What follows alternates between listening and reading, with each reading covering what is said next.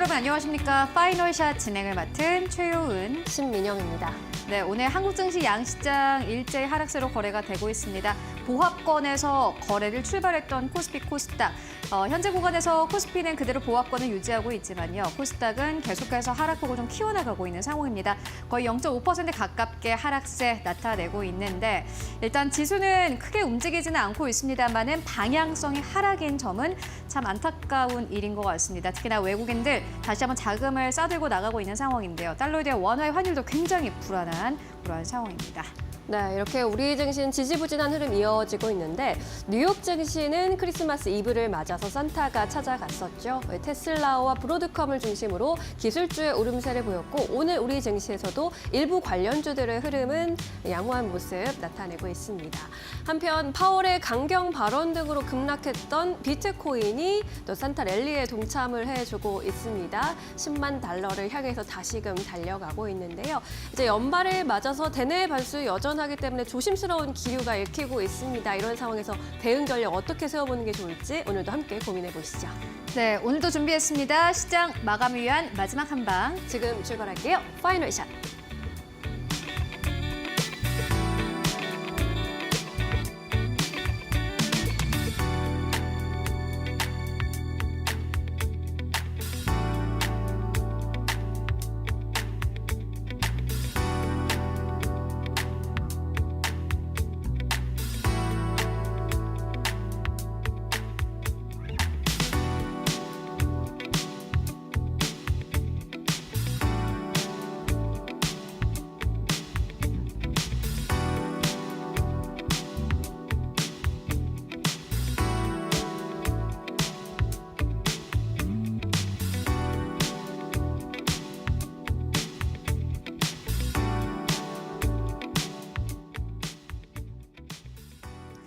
네, 시장의 변동성 커지고 있습니다. 현재 코스닥 같은 경우는 0.7% 넘게 하락세 나타내고 있는데요. 1시간 전과 비교하면은 계속해서 하락폭을 좀 키워나가고 있는 상황입니다. 오늘 대내외적으로 좀 변수가 많습니다. 일단 달러에 대한 원화의 환율도 불안하고요. 현재 한덕수 권한대행이 또 기자회견을 진행하고 있는 상황인데 이곳에서 나오는 한마디 발언들이 시장에 영향을 줄 가능성이 커 보입니다. 오늘 3시 30분 폐장까지 시장의 흐름 그리고 변동성 잘 체크해보시는 게 중요해 보입니다. 그렇다면 지금 이 시장에서는 어떠한 것들을 봐야 할까요? 사실 오늘 움직이는 걸 잘 봤더니 결국에는 미국 시장에서 움직인 게 오늘 한국 시장에서도 움직이고 있습니다. 뚜렷한 모멘텀이 없는 상황이고 사실 미국 시장에서 잘 가는 것들도 한국에서는 그만큼 따라가지는 못하고 있는 상황입니다. 대표적인 게 엔비디아가 될 것 같은데 엔비디아의 주가는 조용히 잘 가고 있습니다만 한국 시장의 HBM 관련주들은 사실 이렇다 할 움직임을 나타내지 못하고 있는 상황입니다. SK 하이닉스는 최근 들어서 16만 원대에서 17만 원이라는 박스권 안에 갇혀버렸습니다. 많은 증권사에서도 SK 하이닉스 주가 흐름 자체는 사실 기대를 해볼 법한데 한국 시장에 워낙 리스크가 많아서 사실 SK 하이닉스가 힘을 내지 못하고 있는 상황이다라는 의견을 함께 내기도 했습니다. 이러한 상황 속에서 우리가 앞으로 또 미국 증시와 관련해서 어떠한 부분들을 보면 좋을지 오늘 엔비디아와 테슬라 함께 만나보도록 하겠습니다. 딱 두 가지 기업이 미국 시장을 이끌고 있고 한국 시장도 마찬가지로 가장 크게 영향을 주는 그러한 기업들입니다. 올해 미국의 개인 투자자들이 어떠한 종목을 가장 많이 담았나 봤더니 2024년 엔비디아를 무려 298억 달러 넘게 매수한 것으로 나타났습니다. 이 지표는요, 12월 17일이 기준입니다. 그리고 두 번째로 이 개인 투자자들이 많이 사들인 종목을 봤더니 SPY, S&P 500을 추종하는 ETF입니다. 이것도 역시나 마찬가지로 153억 달러 정도 사들인 것으로 나타났고요. 테슬라도 역시나 마찬가지로 인기가 많았습니다. 올해 개인 투자자들이 가장 많이 사들인 세 번째 기업의 이름을 올렸습니다. 147억 달러를 사들였고요. 네 번째는 QQQ였습니다. 나스닥 100을 추종하는 ETF죠. 보시다시피 98억 달러 그리고 5위권에는 AMD가 이름을 올렸습니다. 98억 달러 정도 사들인 것으로 나타났습니다. 엔비디아랑 비교를 했을 때는 테슬라보다 엔비디아를 약 2배 정도 더 많이 사들인 것으로 나타났습니다. 물론 하반기의 주인공은 테슬라였습니다만 올해 1년을 길게 봤을 때는 주인공은 엔비디아였다라는 점이 이 개인 투자자들의 매수를 통해서도 함께 확인할 수 있었고요. 2023년과 비교를 해서도 굉장한 변화였습니다. 2023년 보시면요. 테슬라를 개인 투자자들이 가장 많이 사들인 것으로 확인되고 있습니다. 480억 달러 정도 사들였다고 하고 두 번째로 2023년에 개인 투자자들이 가장 많이 사들인 기업은 종목은 SPY, 역시나 2024년과 똑같습니다. S&P 500을 추종하는 ETF입니다.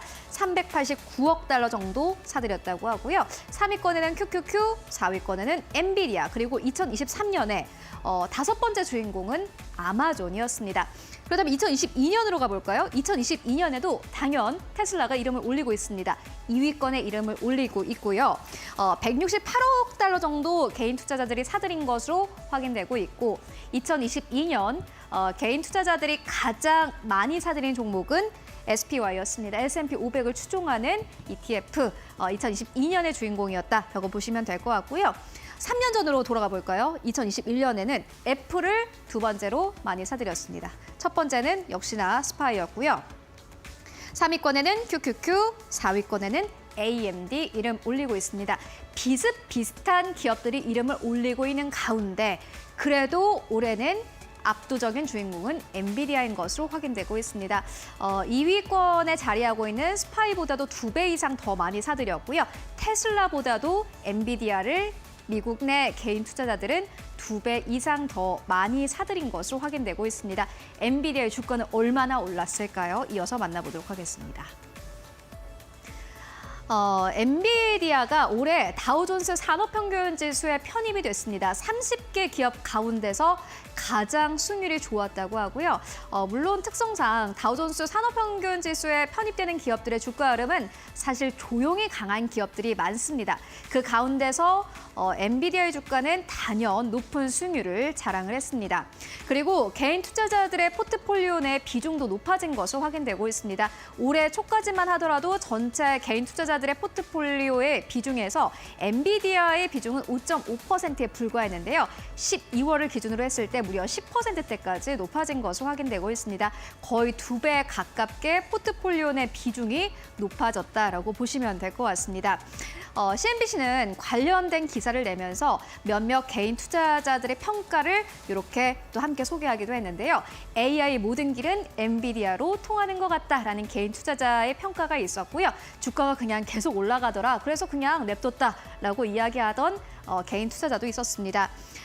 역시나 마찬가지로 애널리스트들의 평가도 좋습니다. 먼저 DA 데이비슨 같은 경우에는 최근 주가가 6개월 전보다 더 적절하고 그리고 균형적이다라는 평가를 내리기도 했습니다. 엔비디아 주가가 많은 분들은 최근에 약간 조정 아닌가요? 라고 생각하실 수도 있겠지만은 상반기에 워낙 급하게 올라왔기 때문에 체감상 약간 조정인 것이다 라고 느끼실 것 같습니다. 다만 주가는 계속해서 조용히 강한 흐름을 보여주고 있습니다. 오히려 투기적인 세력이 없어서 좋다라고 평가가 나오고 있고요. CNBC는 이렇게 이야기를 했습니다. 엔비디아가 테슬라나 팔란티어처럼 밸류에이션을 극단적으로 높이지 않은 측면이 있다라고 함께 분석하기도 했습니다. 엔비디아의 주가는 2025년에도 사실 긍정적이고 낙관적인 전망들이 더 많이 나오고 있는 상황입니다. 그렇다면 테슬라는 어떨까요? 이어서 테슬라 만나보시죠. 테슬라도 역시나 마찬가지로 이번에 연말 들어서 주가가 꽤 많이 올라온 상황입니다. 단순 기대감 때문이 아니다. 새로운 행정부와 정책이 회사의 성과를 실질적으로 개선시킬 것이다라는 전망 나오고 있습니다. 특히나 테슬라를 단순한 자동차 회사로 생각을 하면 안 된다라는 의견 나오고 있는데요. 맞습니다. 완성장 기업처럼 그냥 뚝딱하고 자동차만 만들어내는 기업이 아닙니다. 다른 기업들과 다른 방식으로 자율주행 사업을 진행을 하고 있고요. 로보택시도 역시나 마찬가지로 긍정적인 현재 의견들이 나오고 있습니다. 도이치방크는 전기차의 진정한 수요는 저렴한 모델, 충전 인프라, 차량 주행거리 개선에 달려있다라는 의견을 냈는데 먼저 첫 번째, 저렴한 모델 같은 경우에는 내년에 모델 Q가 나올 예정이고요. 두 번째로는 충전 인프라, 간밤에 또 현대차 관련 이슈가 있었습니다. 이것도 긍정적이고 차량 주행거리 개선도 계속해서 배터리가 개선되고 있기 때문에 이 세 가지, 세 박자를 모두 다 갖춘 것이 테슬라다라는 의견 함께 나오고 있는 상황입니다. 그렇다면 앞으로 주가 흐름은 어떨까요? 이어서 만나보도록 하겠습니다. 물론 주가 잘 갈 수는 있겠지만요. CNBC는 현재 애널리스트들의 평균 주가를, 목표 주가를 좀 계산을 해봤을 때 지금보다 약 39%가량의 다운사이드, 더 하향이 예상된다라는 의견이 함께 나오기도 했습니다. 다만 이는 현재 기준으로 한 애널리스트들의 목표 주가를 기준으로 했기 때문에 향후 바뀔 수도 있다는 점 함께 확인해 보시면 좋을 것 같고요. 넷플릭스도 역시나 마찬가지로 올해 꽤 많이 올라온 상황인데 사업을 다각화하지 않는다면은 넷플릭스의 주가 내년에 위험할 수도 있다라는 의견 함께 나오기도 했습니다. 앞에서 만나봤던 엔비디아, 테슬라 그리고 요 넷플릭스까지 CNBC의 기사를 베이스로 했습니다. 여러분들 함께 주가 흐름 확인해 보시면 좋을 것 같습니다. 이렇게 오늘의 시그널 만나보고 왔고요. 이어서 오늘 시장에서 주목할 만한 헤드라인 이어서 신민영 앵커와 함께 만나보시죠. 네, 오늘 업종별 그리고 종목별로 어떤 헤드라인을 주목받고 있는지 종목 시그널 통해서 살펴보도록 하겠습니다. 네 가지 헤드라인 뽑아봤습니다. 첫 번째 헤드라인입니다. 네, 인도도 K조선 찾는다. HD 현대중공업 역대 최고가 경신입니다. HD 현대중공업 오늘로 6거래일 연속 강세를 이어가고 있고요. 조선주의 랠리가 돋보이고 있죠. 최근 미국에 이어서 인도까지 정부의 협력 요청이 이어지고 있습니다. 호재성 뉴스가 계속 나오고 있는데 최근 인도 정부 관계자들이 한화오션과 삼성중공업, HD 현대중공업을 잇따라 방문하면서 인도 조선업 육성을 위한 협력을 타진한 것으로 알려졌습니다. 또한 최근 미국 의회가 자국의 조선업 강화를 위해서 한국과 협력 가능성을 높이는 이른바 선박법을 발의하면서 업계의 기대감이 커지고 있는 상황입니다. 두 번째 헤드라인입니다. 네, 한화솔루션은 한화큐셀의 미국 조지아 공장 대출 승인 소식에 주가 강세를 나타내고 있습니다. 한화의 큐셀 부문 한화큐셀이 미국 에너지부로부터 약 2조 1천억 원 규모의 대출을 승인받았다라는 소식에 영향을 받고 있는데요. 한화큐셀은 이번 대출 자금을 미국 조지아주에 구축 중인 북미 최대 규모의 태양광 생산 기지인 솔라허브 신설에 활용한다는 방침입니다. 완공 및 가동 목표 시점은 내년 중으로 예상되고 있습니다. 세 번째 헤드라인입니다. 내표는 자회사의 PC게임인 이터널 리턴의 중국 허가 소식에 주가 급등세를 펼치고 있습니다. 중국이 넵튠의 자회사인 님블뉴런의 PC게임 이터널 리턴 등 게임 13개에 대한 외자 판호 승인을 발표했습니다. 이터널 리턴 같은 경우에는 현재 스팀을 통해서 글로벌 서비스를 진행 중인데요. 지난 시즌5에만 획득을 하면서 스팀 최고 동시 접촉자 수가 3만 명을 넘은 바 있습니다. 이번 외자 판호 획득을 통해서 중국 서비스를 본격적으로 준비할 수 있게 되면서 게임 성장에도 속도가 붙을 것이라는 평가를 받아가고 있습니다. 네 번째 헤드라인입니다.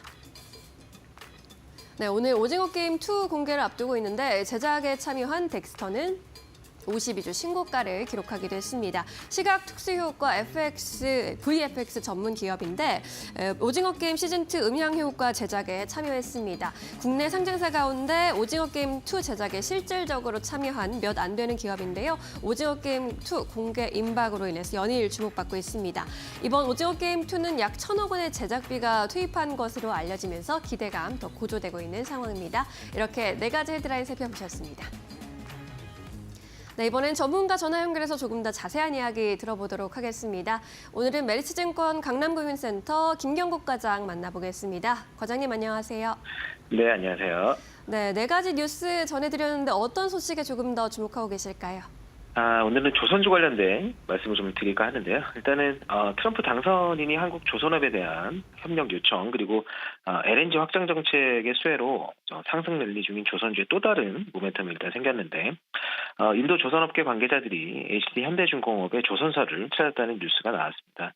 인도 항만 해운 수로부의 알 락슈만한 차관보와 최대 국영 조선사 코친 조선소의 마드나이르 최고 경영이사를 포함한 인도의 조선업 대표단이 2015년 모디 총리 방한 이후 10여년 만에 방한이라고 좀 말씀드리고 싶은데 현대중공업의 조선소 시설을 둘러보고 인도에선 모든 종류의 선박이 대규모로 필요한 상황이다 이렇게 이야기를 하면서 인도 조선업 육성의 파트너를 한국의 현대중공업과 삼성중공업 그리고 하나오션으로 정한 듯한 행보를 보이고 있는 상황입니다.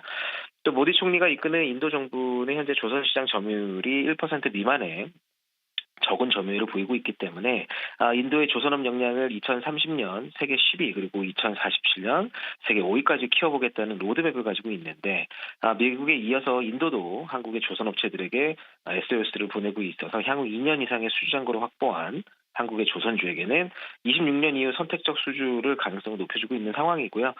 중국의 저가 공세로 일본 조선업이 구조조정에 돌입했을 때도 기술 격차를 유지했던 한국의 조선업이 빛을 발할 시기가 온 것으로 분석하고 있습니다.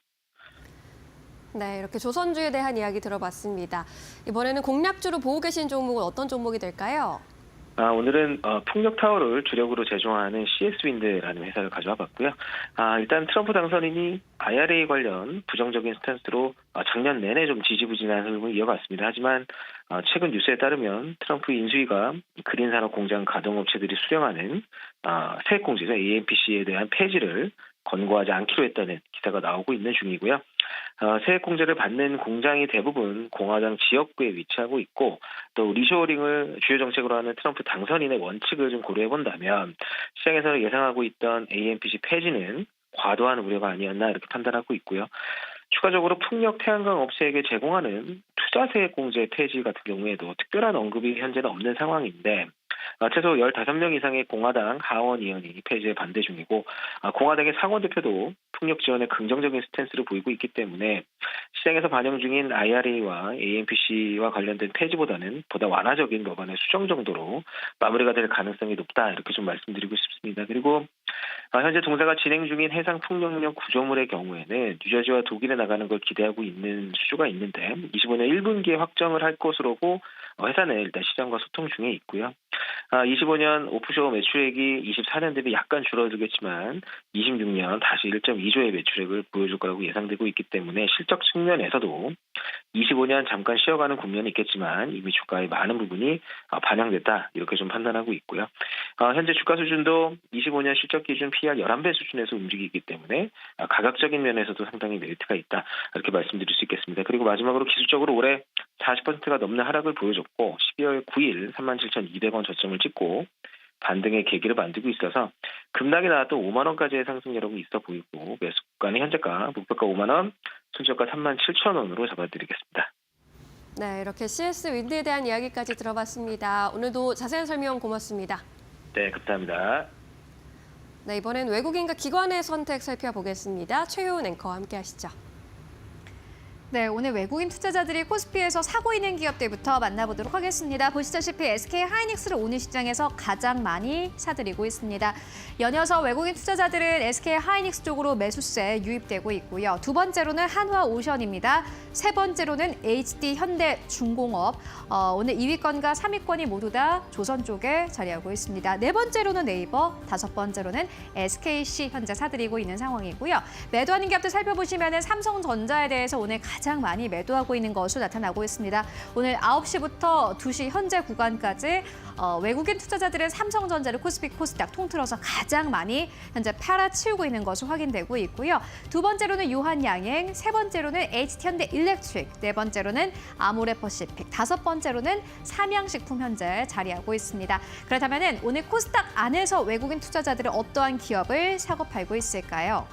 네, 오늘 외국인 투자자들은 JYP 엔터를 가장 많이 사들이고 있고요. 두 번째로는 신성 델타테크, 세 번째로는 HLB, 네 번째로는 HLB 테라퓨틱스, 다섯 번째로는 솔리드 이름 올리고 있습니다. 통신 쪽도 현재 이름 올리고 있고 양자 쪽, 그리고 이뿐만이 아니라 HLB 계열사들도 오늘 시장에서 외국인 투자자들이 대거 사들이고 있는 것으로 나타나고 있고요. 매도하는 기업들 살펴보시면 오늘 가장 첫 번째로는 알테오젠 자리하고 있습니다. 두 번째로는 에코프로 BM, 세 번째로는 펩트론, 네 번째로는 리가켄바이오, 다섯 번째로는 서진시스템 이름 올리고 있습니다. 그렇다면 기관 투자자들이 현재 어떠한 기업을 사고 팔고 있을까요? 네, 오늘 코스피 안에서 기관 투자자들은요. 네이버를 가장 많이 사들입니다. 그리고 2위권, 3위권 보시다시피 하나시스템, 한화오션입니다. 여전히 필리 조선소 인수와 관련된 모멘텀은 좀 남아있는 것으로 보여지고요. 네 번째로는 HT 현대 마린엔진, 다섯 번째로는 SK이노베이션 자리하고 있습니다.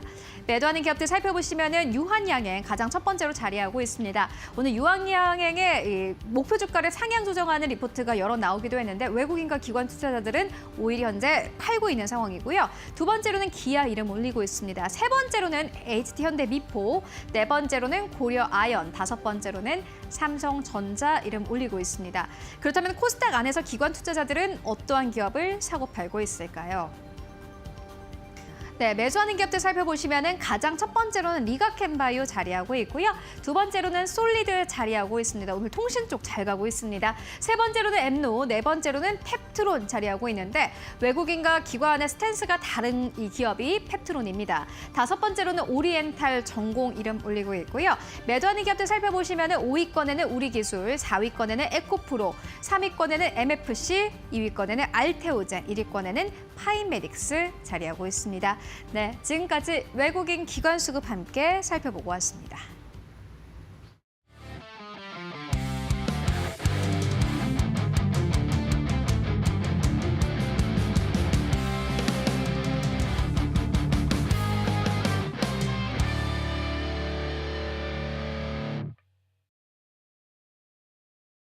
네, 이데일리온 이재선 파트너와 함께하는 만루 홈런 시간입니다. 답답한 시장 속에서 우리 가슴을 뻥 뚫어줄 만루 홈런 같은 종목들 만나보시죠.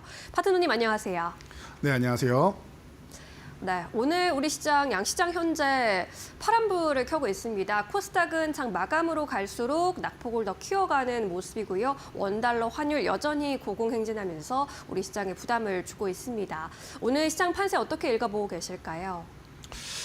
네, 오늘 시장 판세는 방금 전에 핵심을 딱 뚫어주신 것 같아요. 제가 볼 때는 환율 영향력. 제가 계속 말씀드렸는데 코스피 당분간은 강하게 치고 가기 어렵다. 뭐 이런 우리나라의 모멘텀이나 이런 부분이 아니라 환율 영향력 때문에도 어렵다라고 계속 말씀을 드려왔는데요. 그런 시장의 영향이 오늘도 비춰지고 있는 것 같습니다. 그래서 제가 뭐 한 문장으로 그냥 야속한 환율이다라고 오늘 시장을 이렇게 정리를 해봤는데요.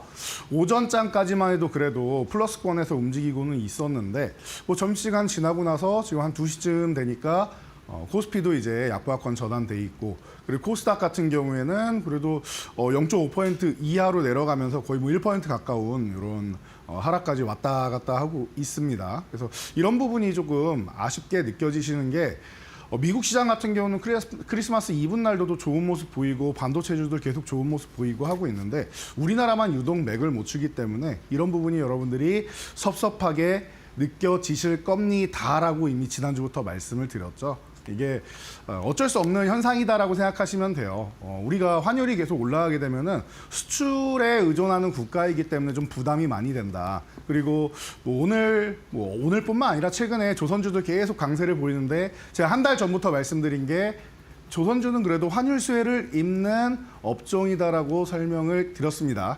기억이 나실 거라 생각합니다.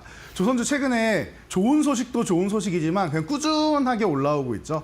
트럼프가 이 취임 축하에 대한 부분에 당선 축하에 대한 부분에서 이제 통화를 하면서도 한국 조선 따봉 이렇게 한번 점지척 올려줬는데요. 인도에서도 좋은 소식 들리고 계속하면서 좋은 모습 보이는데 이거는 그냥 이슈일 뿐이고요. 환율이 강세면은 강세일 때마다 계속 좋아지는 업종이 있다.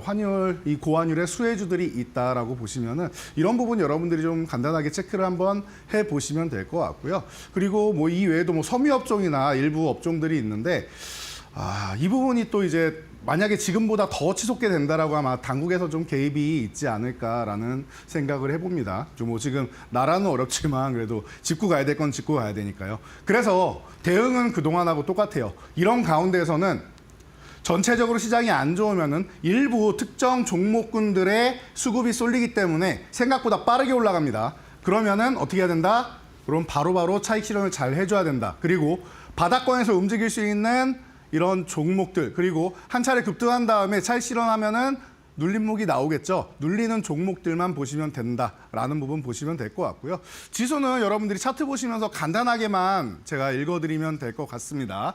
자, 보시면은 코스피 차트 2,500포인트 돌파할 모멘텀이 좀 부족하다라는 얘기 많이 나오죠. 모멘텀은 제가 볼 땐 만들면 얼마든지 나올 수 있는데 이 모멘텀이 작용할 수 없는 게 환율 때문이다라고 했습니다. 그래서 코스피가 아닌 코스닥을 보자라고 계속 말씀을 드렸습니다. 그래서 코스닥 같은 경우는 여러분들이 뭐 차트를 확인하시면 아시겠지만 680을 이탈한다라고 하면은 자, 코스닥 차트 보면은 680을 이탈한다라고 하면은 빠르게 또 회복되는 모습을 계속 보여줍니다. 지금도 장중에 680 위쪽에 있다가 또 아래로 내려왔다가 반복하고 있는데 이 구간이 올 연말까지 어느 정도 잘 해소만 해준다라고 하면은 최근에 빠르게 올라온 다음에 쉬는 구간이죠.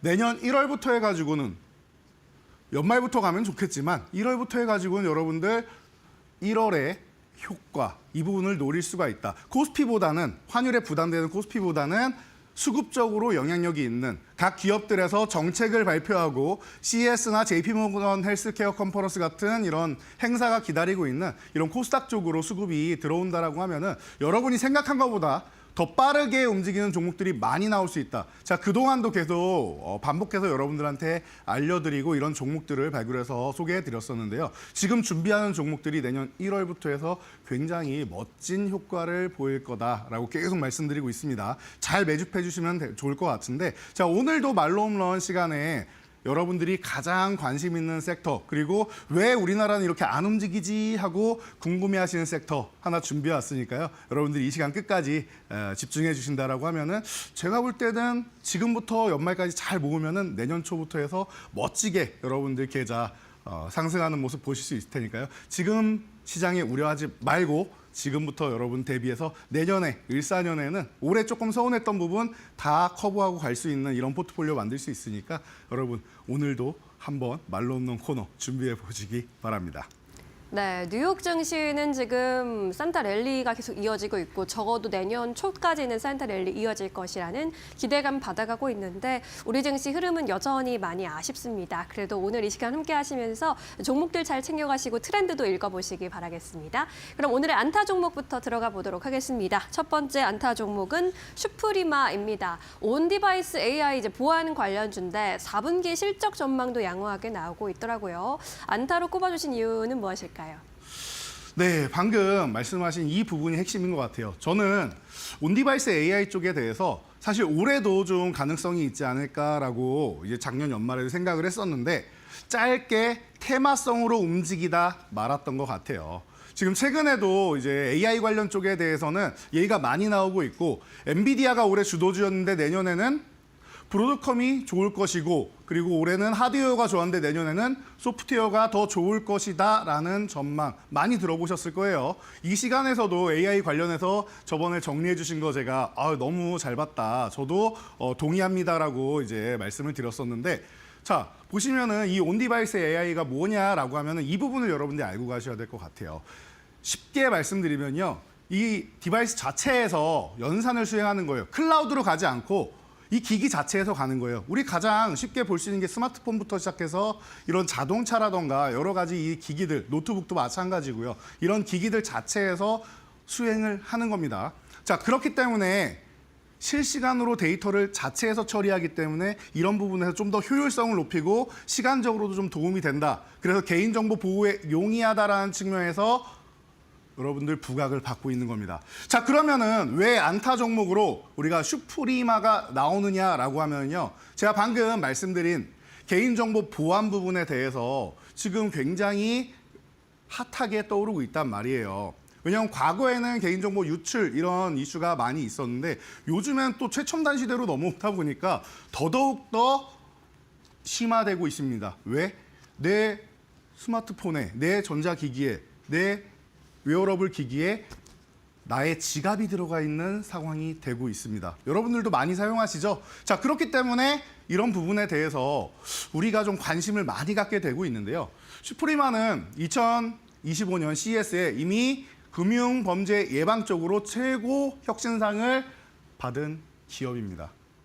우리나라에 이런 좋은 기술력을 가진 기업들이 이렇게 나오고 있구나라는 부분을 여러분들이 생각하셔야 돼요. 그런데 새로운 사실이 아닌 게 과거부터 보안 솔루션 쪽으로 특히 뭐 지문인식부터 시작해가지고 우리 바이오 솔루션 쪽으로 해가지고는 이 글로벌 시장에서 영향력을 계속 끼쳐왔던 기업입니다. 이 기업이 제가 뭐 기억하기로 2017년 정도부터 여러분들께 소개해드리면서 교육을 해드렸던 종목인데 한동안 조금 휴식 기간을 갖기는 했어요. 근데 이제 다시 한번 올라오고 있다라는 거 이런 부분을 여러분들이 체크해 보시면 될 것 같아요. 이 바이오 인식으로 해서 이제 뭐 스마트폰이라던가 전자기기 혹은 입출입 시스템 같은 곳으로 많이 들어가게 되는데 이런 부분에 경쟁 상대가 그동안 너무 많았습니다. 그래서 많이 나오다가 결국에는 어떻게 돼요? 이 경쟁 상대들도 치킨 게임에 의해서 하나둘 떨어져 나가기 시작하고 이 기업의 통합 솔루션 같은 경우가 지금 글로벌 고객사들로 통해서 이제 호평을 받기 시작합니다. CES뿐만 아니라 이미 세계 최대의 SNS 이름은 말 못하지만 보안 유지 때문에요. SNS 기업 그리고 세계 최고의 소프트웨어 기업에 공급을 하고 있는 기업입니다. 그렇다라고 하면 여러분들이 지금부터 좀 관심을 가져야 되는 거고 이 바이오 인식 기술력의 선구자인 바이오스테이션 그리고 베이스테이션 이런 기술을 가지고 앞으로 입출입 시스템부터 시작해서 전체적인 통합 솔루션을 진행하는 기업이란 말이에요. 그러니까 여러분들이 지금부터 바닥권에서 아직 제가 볼 땐 출발도 안 한 기업입니다. 이제 지하실에서부터 올라오는 이 단계를 천천히 누리신다라고 하면은 수급이 어마어마하게 아직까지 들어오지 않았기 때문에 짧게 치고 빠지면서 보시다가 제대로 된 수급이 들어올 때 중장기적으로 보신다라고 하면은 저는 이 종목도 앞으로 지금은 안타 종목이지만 내년엔 제가 혹시 다시 소개해드린다라고 하면은 2루타, 3루타, 말로 홈런까지 노려볼 수 있는 기업이 아닌가 싶습니다. 바닥권부터 여러분들이 찾아보신다라고 하면은 이런 좋은 종목들이 너무나도 많지 않나라고 저는 보이니까요. 지금부터 여러분들이 슈프리마 안타 종목으로 관심 가져보시면 좋을 것 같습니다. 네, 내년도 상승, 더 큰 상승 기대해 보면서 슈프리마에 접근해 보는 전략 취해 보시는 것도 좋을 것 같고요. 두 번째 1루타 종목은 SK텔레콤으로 살펴보겠습니다. 대표적인 경기 방언주 안에서 이제 경기 방어 성격의 통신주들에 대한 관심 요즘에 높아지고 있죠. SK텔레콤은 최근에 또 밸류업 지수에 편입되는 이슈도 있었습니다. 오늘 장에서 1루타로 보고 계신 이유는 뭘까요? 네, 맞습니다.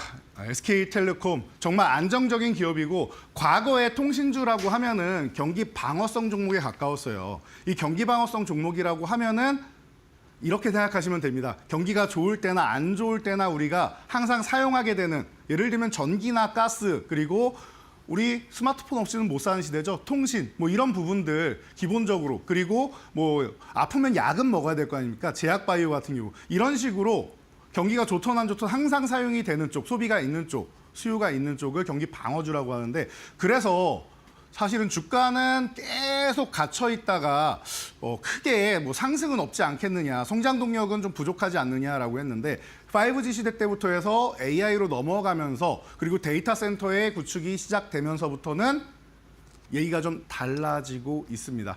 자, SK텔레콤 제가 여러분들 편하게 보시라고 이렇게 그림으로도 준비를 했는데요. AI 데이터 센터를 오픈을 했습니다. 여러분들이 잘 알고 계시는 엔비디아의 최신 칩이죠. H200을 활용해서 말이죠. 그래서 과거부터 SK텔레콤 하면은 음성 AI 시스템 지원하는 것으로 좀 많이 유명을 했는데 이런 부분에서 얼만큼 앞서 나갈 수 있느냐 혹은 우리나라에서 얼만큼 점유율을 할 수 있느냐 이런 부분이 중요한데 뭐 가장 많은 가입자를 보유한 이런 통신사이기 때문에 좀 유리한 경향을 좀 보유하고 있다. 거기에 이런 AI 데이터 센터 같은 경우는 앞으로 이제 요즘에 뭐 콜센터부터 시작해서 이제 AI가 대체할 수 있는 인력을 대체할 수 있는 분야들이 좀 많이 나오게 되는데 그런 부분에 있어서도 좀 앞서 나가는 기술력을 좀 가지고 있지 않느냐라는 측면에서 이 AI 시대 그리고 온디바이스 AI 시대의 데이터 센터 쪽으로 여러분들이 한번 관심을 가져볼 수 있지 않느냐. 그리고 조금 전에도 좋은 말씀 해주셨는데 밸류업 지수. 여러분들 밸류업 관련해가지고 이 통신주, 금융주, 그리고 지주사주들 계속 정책을 발표하고 있습니다. 자, 그런데 밸류업 지수는 포함이 됐는데 오늘 여러분들이 매수했다라면 걱정되는 게 뭐예요? 내일 이제 배당락을 맞을 거 아닙니까? 그런데 분기 배당을 실시하고 하면서 SK텔레콤은 그 부분에 해당되지 않아요. 그리고 한 번에 연말 배당을 과거했을 때는 한 번에 뭐 4% 이렇게 강력한 하락이 나와서 회복이 굉장히 더디거나 혹은 더욱더 하락이 가중돼서 배당받는 게 의미가 없는 이런 종목들도 많이 존재했었는데 오히려 이렇게 나눠서 배당을 하게 되기 때문에 충격도 덜하다. 그리고 12월 배당이 아니기 때문에 여러분들이 좀 편안하게 지금 볼 수 있는 구간이다. 오히려 지금처럼 한 차례 상승하고 조정받는 구간이다라고 하면은 제가 볼 때는 오히려 걱정 없이 지금부터 다시 한번 모아가야 되는 종목이 아닌가 싶습니다. 그래서 뭐 큰 종목 중에서는 제가 볼 때는 SK텔레콤 그냥 대장주 중에서 하나로 여러분들이 보시면은 편안하게 가져가실 수 있고 중장기적으로도 배당까지 받으면서 보시면 된다라고 말씀드리도록 하겠습니다. 네, 이제 통신주들의 배당 기준일이 2에서 3월로 이제 늦춰지게 되면서 연말에 부담도 좀 낮아지고 있는 상황이죠. SK텔레콤 살펴보셨고요. 3루타 종목으로는 리노공업 꼽아주셨습니다. 이제 온디바이스 AI 관련해서 이제 반도체 쪽 보자라는 이야기인 것 같은데 오늘 시장에서는 3%가량 밀려나고 있거든요. 조정을 좀 매수 기회로 삼아볼까요? 네, 저는 방금 말씀하신 투자 전략에 완벽하게 동의하는 바입니다. 지금 바닥권에서 제대로 올라오지 못했어요. 최근에 HBM 관련주들 좀 많이 올라온 거 아닌가요? 라고 생각하시는 분들 아닙니다. 제가 조금 전에도 뭐 지하실 말씀을 드렸는데 이제 지하실에서 1층 올라오고 그리고 1층에서부터 위로 올라가야 될 거 아닙니까? 그런 측면에서 리노공업 같은 경우는 이런 마이크로핀, 우리 머리카락보다 미세하게 얇은 그 핀을 통해서 이 리노핀이라고도 많이 얘기하죠. 이 시장에서 또 선구자 역할을 하고 있습니다. 여러분들이 잘 알고 계시는 삼성전자, SK하이닉스, 퀄컴 같은 자, 퀄컴 나오니까 여러분들이 하나 눈치채셔야 돼요. 온디바이스 AI 시장에서 스마트폰의 역할이 점점 강화되고 있다. 웨어러블 기기의 영향이 점점 강화되고 있다는 거 여러분들 많이 느끼실 겁니다. 그렇다라고 하면은 이렇게 미세한 핀을 가지고 테스트를 하고 작업을 할 수 있는 이런 리노공업 같은 경우, 이런 소켓 같은 경우나 이런 부분을 보신다라고 하면은 제가 볼 때는 굉장히 여러분들이 편안하게 이제 주가 상승을 누릴 수 있는 기회가 내년에도 다시 한번 열리는 구간이 아닌가 싶습니다. 그래서 기본적으로 소켓 평균 판매 가격 계속 올라가고 있고요. 그리고 HBM 같은 경우는 계속 확산해 나아가고 있는 이런 형상이기 때문에 여러분들이 뭐 편안하게 볼 수 있는 그리고 시가총액 상위 종목이기 때문에 여러분들이 뭐 비중도 어느 정도 좀 굵직하게 실을 수 있는 이런 종목이 아닌가 싶습니다. 그래서 뭐 제가 사실 고민을 많이 했습니다. 소켓 쪽으로 해서 ISC 쪽도 고민을 하고 리노공업도 고민을 하고 고민을 많이 했었는데 한 종목을 소개해야 되는데 어느 종목을 고민할까 하다가 저는 그동안 더 안정감을 주었던 종목은 리노공업이었던 것 같아요. 그러다 보니까 여러분들이 이 종목에 대해서 내년에도 제가 삼루탄 항상 호타준족이라고 했죠. 발도 빠르고 장타력도 있는 종목. 그래서 지금도 빠르게 움직일 수 있고 수급도 들어오고 있고 중장기적으로도 굉장히 좀 기대감이 높은 종목이고 앞으로도 계속 움직일 수 있는 종목이라고 보니까 여러분들이 내년까지도 꾸준하게 관심 가져보실 만한 종목이 아닐까 싶습니다. 네, 리노공업 이제 내년까지 좀 중장기적으로 편안하게 볼 수 있는 종목이다라고 짚어주셨습니다. 3루타 종목까지 살펴봤고요.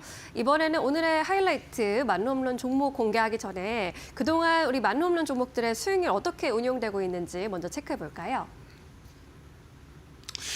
네, 그동안 우리 말로홈런 코너에서 뭐 범양건영이 우리 투매 나온 날이었죠. 2시 이후에 여러분들이 관심 가져보시면 좋을 것 같습니다. 더 밀릴 겁니다라고도 설명을 드렸었는데 뭐 바로 이 현상 가면서 말로홈런 종목으로 도달을 했고요. 87.7%라는 놀라운 수익률이 나왔었죠.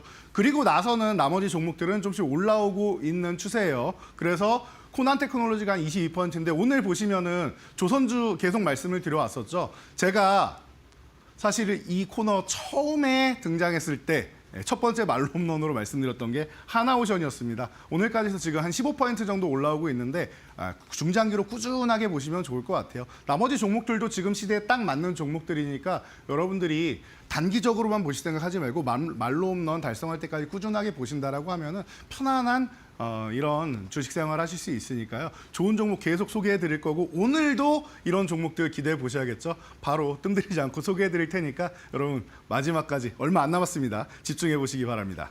네, 시장 이렇게 어려운 가운데에서도 놀라운 수익률 보여주고 있는 만루홈런 종목들입니다. 오늘은 이제 온디바이스 AI 섹터 안에서 살펴보고 있는데 어떤 종목이 만루홈런으로 선정이 됐을까요? 네, 오늘은 제가 말로 없는 종목으로 오픈 엣지 테크놀로지라는 종목을 여러분들께 소개를 해드리도록 하겠습니다. 고민을 좀 많이 했던 게 좀 무겁고 중장기로 편안하게 오래 갈 수 있는 종목이 좋을지 아니면은 조금 빠르게 움직일 수 있는 종목을 선택할지 고민을 했는데 빠른 종목을 여러분들이 지금 구간에서는 좀 원하실 것 같아서 장도 안 좋으니까 좀 멋있게 움직이는 종목이 좋으시겠죠. 그래서 이 종목을 말씀드렸는데 온디바이스 AI 대장주입니다. 이렇게 생각하시면 돼요. 반도체 칩을 거대 도시다라고 했는데 설계하는 기업입니다. 도시를 설계하는 기업이라고 생각하시면 돼요. 그래서 이 설계를 판매하는 기업이다라고 보시면 됩니다. 자, 그래서 도시를 설계하는 건축가다라고 제가 표현을 했는데요. 지금 새로운 기술이 계속 나오고 하다 보니까 뭐 5G도 그렇고 자율주행도 그렇고 AI도 그렇고 이런 기술에서 설계도가 많이 필요한데 이 설계도를 직접 만들려고 하면 시간도 오래 걸리고 돈도 많이 들고 쉽지 않은 상황입니다. 그래서 이런 부분에 있어서 반도체 IP가 있다, 설계도가 있다라고 하면 필요한 부분만 이게 구매에다가 사용하는 것을 굉장히 선호하는 이런 현상이 있는데요. 그러다 보니까 맞춤형으로 생산할 수 있는, 설계할 수 있는 이런 기업들, 특히 온디바이스 AI 쪽에서 오픈 엣지 테크놀로지 같은 경우는 기술력을 이미 과거부터 인정받았던 기업이었기 때문에 올해 한번 상승했다가 충분히 휴식이 나왔습니다. 이제부터 바닥에서부터 올라올 수 있는 구간이니까 제가 볼 때는 지금 한 13,000원 전후에서 움직이고 있는데 너무나도 좋은 가격, 원하는 가격까지 지금 내려오고 있어요. 제가 항상 말씀드리죠. 원하는 가격이 왔을 때만 매수하는 게 좋다. 13,000원 구간에서 여러분들이 관심 가져서 매수를 한번 해보시고 그리고 1차원 가는 16,000원, 2차는 19,000원 이렇게 3,000원 단위로 올리면서 보시면 됩니다. 뭐 자세한 사항은 제가 교육방에도 항상 올려드리니까 밴드 오셔서 참고하시고요. 대신 12,000원 이탈하면 리스크 관리 정도만 한번 해주시고 다시 또 재매수한다라고 생각하시면은 이 종목 내년에 여러분들 멋진 수익 올릴 수 있을 거라 저는 보고 있으니까 여러분 끝까지 관심 가져보시기 바랍니다. 네, 오늘의 말로 없는 종목은 오픈 엣지 테크놀로지로 살펴봤습니다. 온디바이스 AI 쪽의 대장주로 꼽히고 있고요. 1차 목표가 16,000원까지 바라보도록 하겠습니다. 오늘 말씀 여기까지 나눌까요? 오늘도 자세한 설명 고맙습니다. 감사합니다.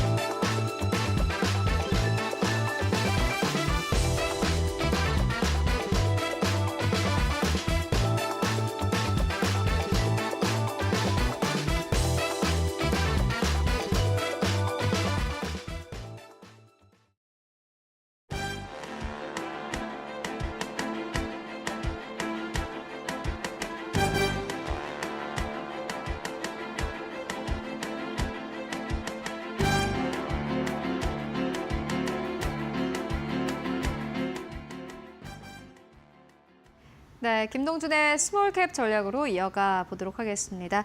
네, 오늘도 함께 보도록 하겠습니다. 신한금융그룹 서울금융센터의 김동준 부장 오셨습니다. 안녕하십니까? 네, 안녕하세요. 네, 오늘은 어떠한 스몰캡 기업 가지고 오셨습니까? 예, 풀무원입니다. 미국에서 모멘텀이 기대되는 업체입니다. 식물성 단백질 분야의 글로벌 선대 업체입니다.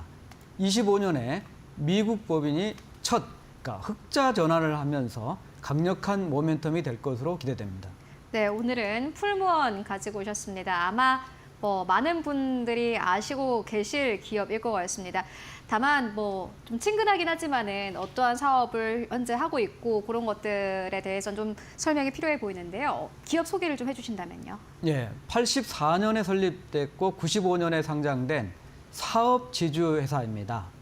여러분 이제 풀무원의 CI를 한번 보면은 우선 풀무라는 거는 대장간에서 불을 일으키는 그런 바람을 일으키는 그런 도구를 가리키는 거죠. 그러니까 인간 풀무질을 통해 가지고 자연과 인간의 건강한 미소 또 자연을 담는 큰 그릇을 이제 CIA가 표방을 하고 있는데 어쨌든 지구 식단으로 알려져 있고요. 나와 지구를 위한 바른 먹거리를 추구합니다. 사업 분야는 크게 세 가지로 볼 수가 있겠습니다. 우선 식품입니다. 식물성 단백질의 대표적인 게 콩이죠.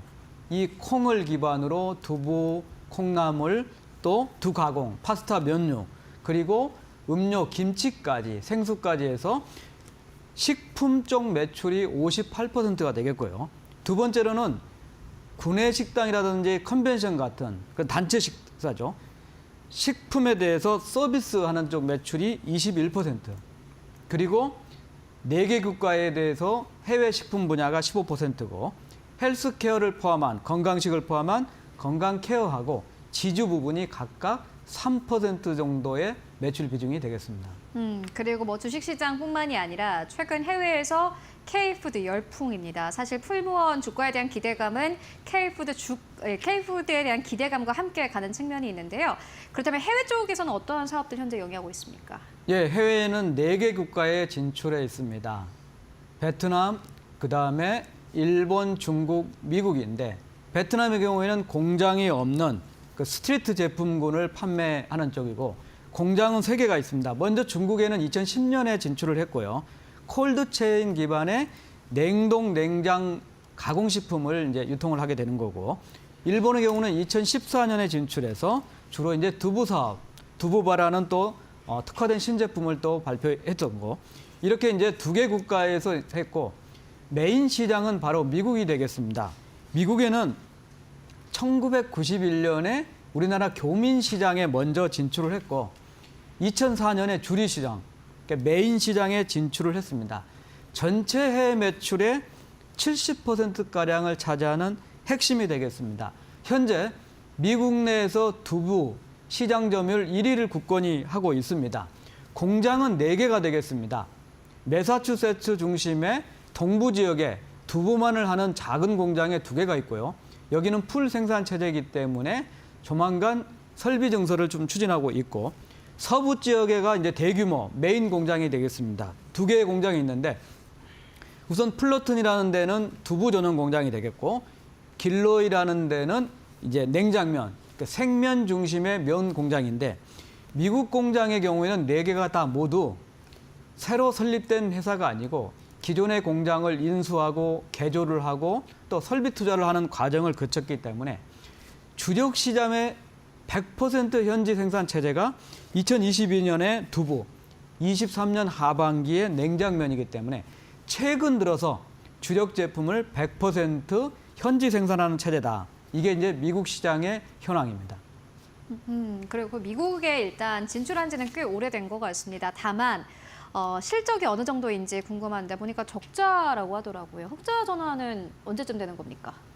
예, 이제 아까 말씀드렸듯이 현지 생산 체제를 갖추고 규모의 경제를 늘리고 원가 경쟁력을 강화하는 과정과 더불어서 품목도 다각화를 하고 있습니다. 이를테면 두부 같은 경우에는 현지인이 편하게 사용할 수 있는 제품 포트폴리오를 가졌고 또 잡채 같은 제품으로 라인업도 강화를 하고 있고 또 길로이 공장 같은 경우는 파스타면 중심에서 이제 냉장면으로 구조를 개편하는 과정입니다. 24년은 매분기 미국 매출액이 1,000억 원을 돌파하면서 사실은 이제 여기에 다른 제품들, 핫도그라든 김밥 이런 것들은 국내에서 수출을 하기 때문에 해상 운송 이슈가 좀 있습니다. 그래서 이 해상 운송 이슈만은 제외한다면 24년부터는 매분기 1,000억 이상 매출액과 더불어서 사실상 분기 흑자 체제를 구축했습니다. 25년은 미국 진출 34년, 35년이 되고 메인 시장, 주류 시장에 진출한 지 21년 만입니다. 연간으로 처음으로 흑자를 기록할 것으로 보입니다. 25년에는 미국향 매출이 5천억을 넘어서고 연간 흑자를 기록하면서 이제 과거처럼 이제 투자도 효율적으로 했고 또 현지 생산 체제를 구축했고 규모화가 경제가 되면서 25년 첫 흑자를 시작으로 26년부터는 이제 체계적으로 이익이 나는 구도로 바뀔 거로 전망이 됩니다. 2025년에는 미국에서 흑자로 전환할 것으로 전망된다라는 부분까지 짚고 왔습니다. 그렇다면은 전체적인 실적 상황은 어떤지 함께 짚고 가도록 하겠습니다. 예, 이제 소비 경제 위축이 되면서 국내 부분은 이제 부진할 걸로 예상이 됩니다. 그렇기 때문에 B2B 사업의 경우에는 수익성 위주로 사업을 전개할 부분입니다. 또 해외 실적 개선되는 부분이 있기 때문에 우상향 실적을 가지 않을까 싶습니다. 사실은 실적은 23년부터 사상 최대 실적을 기록하고 있습니다. 그래서 23년에 사상 최대 실적, 그러니까 영업이익으로 따진다면 620억을 기록했고 매출액은 3조 정도였습니다. 금년에 800억대를 넘어서고 25년, 26년에는 1,200억 정도로 영업이익을 기록하면서 우상향을 기록할 거다. 특별하게 미국 법인이 흑자 체제를 지속적으로 갖춘다고 하면 이 실적에 대한 신뢰성은 높아질 것으로 예상이 됩니다. 풀무원 같은 경우에는 코스피에서 426위를 차지하고 있는 기업이고 전체적인 시가총액은 4,144억 원대의 기업입니다. 앞으로의 주가 흐름도 굉장히 궁금한데요. 오늘 시장에서는 1,800원대에서 거래되고 있습니다. 전체적인 주가 흐름은 어떻게 보고 계십니까? 예, 이제 해외 부분이 흑자 체제를 구축하는데 오래 걸렸기 때문에 또 M&A 등 또 캐펙스, 설비 투자를 많이 했기 때문에 해외 부분의 차입금이 상당히 큰 부분입니다. 이에 따라서 이제 금융 비용이 상당히 크죠. 순이자 비용으로 따진다면은 22년에 473억 비용이죠. 그 다음에 23년에는 376억. 그리고 금년 3분기까지 누계가 445억입니다. 거의 연간 600억에 가까운, 아까 말씀드렸듯이 영업 이익이 820억 정도지만은 거의 금융 비용이 거의 맞는 정도 수준이기 때문에 우선 풀무원에 제기하는 부분은 이거 현금 흐름에도 우려가 있는 거 아닌가 이런 판단인데 영업이익이라는 게 보통 감가상각비를 차감하고 나온 부분입니다. 그래서 연간 감가상각비가 금년도 기준으로 1,600억 정도니까 아까 820억까지 더한 거를 일단 영업상 현금 흐름이라고 보기 때문에 현금 흐름은 대단히 우량하다. 또 해외 쪽에 차입금이 높은 거는 글로벌 금리 인하 체제가 되기 때문에 수혜가 될 수 있다. 또 해외 사업이 그동안 투자만 해가지고 해소가 안 됐는데 이제 투자 해소가 되고 영업이익이 증가한다는 걸 하면은 우려사항은 그렇게 크지 않다. 이런 판단입니다. 어쨌든 미국향의 K푸드 확산이 이슈가 되고 있고 25년에 미국 법인이 흑자 전환이 되고 있는 상황입니다. 또 다른 이제 풀무원에 주목할 부분은 김인데요. 지금 김을 바다에서 양식을 하는 거를 육상에서 양식을 하는 거를 상용화를 하고 있습니다. 현재 상태는 일부 상용화입니다. 제품 개발을 통해서 특정 자체적으로 사용을 하고 있고 아마 이제 앞으로는 대량 생산을 포함한 고도화 과정이 거친다면 몇 년 내에 이제 육상에서 김을 양식할 수 있는 게 풀무원이 나아갈 수 있다는 측면입니다. 자, 풀무원은 사실 음식료가 핫했지만은 소외주였습니다. 자, 시가총액은 큰 편이지만 유동성이 대단히 좀 부진한 부분이죠. 자, 유동성이 부진한 부분은 우선 최대 주주 특수관계인이 공식적인 게 60%고 또 재단, 한마음 재단이 갖고 있는 10%까지 포함해서 본다면 70%입니다. 그리고 자사주도 뭐 3%가량 있기 때문에 절대적으로 유동성이 부족한 게 일단은 소외주에 대한 배경 중에 하나였고 또 당연히 이제 남들은 해외에서 큰 돈을 벌고 이익을 보는데 미국에서 적자니까. 그래서 25년에 이제 미국에서 흑자 체제가 된다면 풀무원에 보는 시각이 달라질 거라는 측면입니다. 이제 30년짜리 장기 후순위 시비 전환사채를 발행한 게 1,000억 정도가 있는데 400억에 대해서는 금년 9월부터 청구가 가능하고 또 600억에 대해서는 26년부터 청구가 가능하기 때문에 이게 이제 11,300원 정도 주가입니다. 주가가 상당 부분 올라줘서 이게 자본화되고 주식 전환이 된다면 오히려 최대주주 특수지분율이 50% 이하로 떨어지면서 또 선순환 효과가 되지 않을까 이런 판단입니다. 자, 지금까지 풀무원이 소외된 주식이었고 또 유동성이 작은 주식이었지만은 미국에서 성공에 대한 시나리오가 25년에 34년, 35년 만에 보여준다면 충분히 재평가 가능한 상황입니다. 51 최고가가 18,400원이고 최저가가 9,500원이니까 지금 10,800원 정도는 최저가 수준에 있기 때문에 주가도 매력적이다. 그래서 미국 쪽에서 25년에 긍정적인 모멘텀, 중장기적으로 육상에서의 긴 양식 플레이, 그리고 이슈가 되고 있는 식물성 단백질, 비건을 포함해서 충분히 건강식을 향해서 갈 수 있는 게 풀머니다. 그래서 25년에는 재평가를 한번 받아볼 만한 그런 음료 업체다, 음식료 업체다 이렇게 볼 수 있습니다.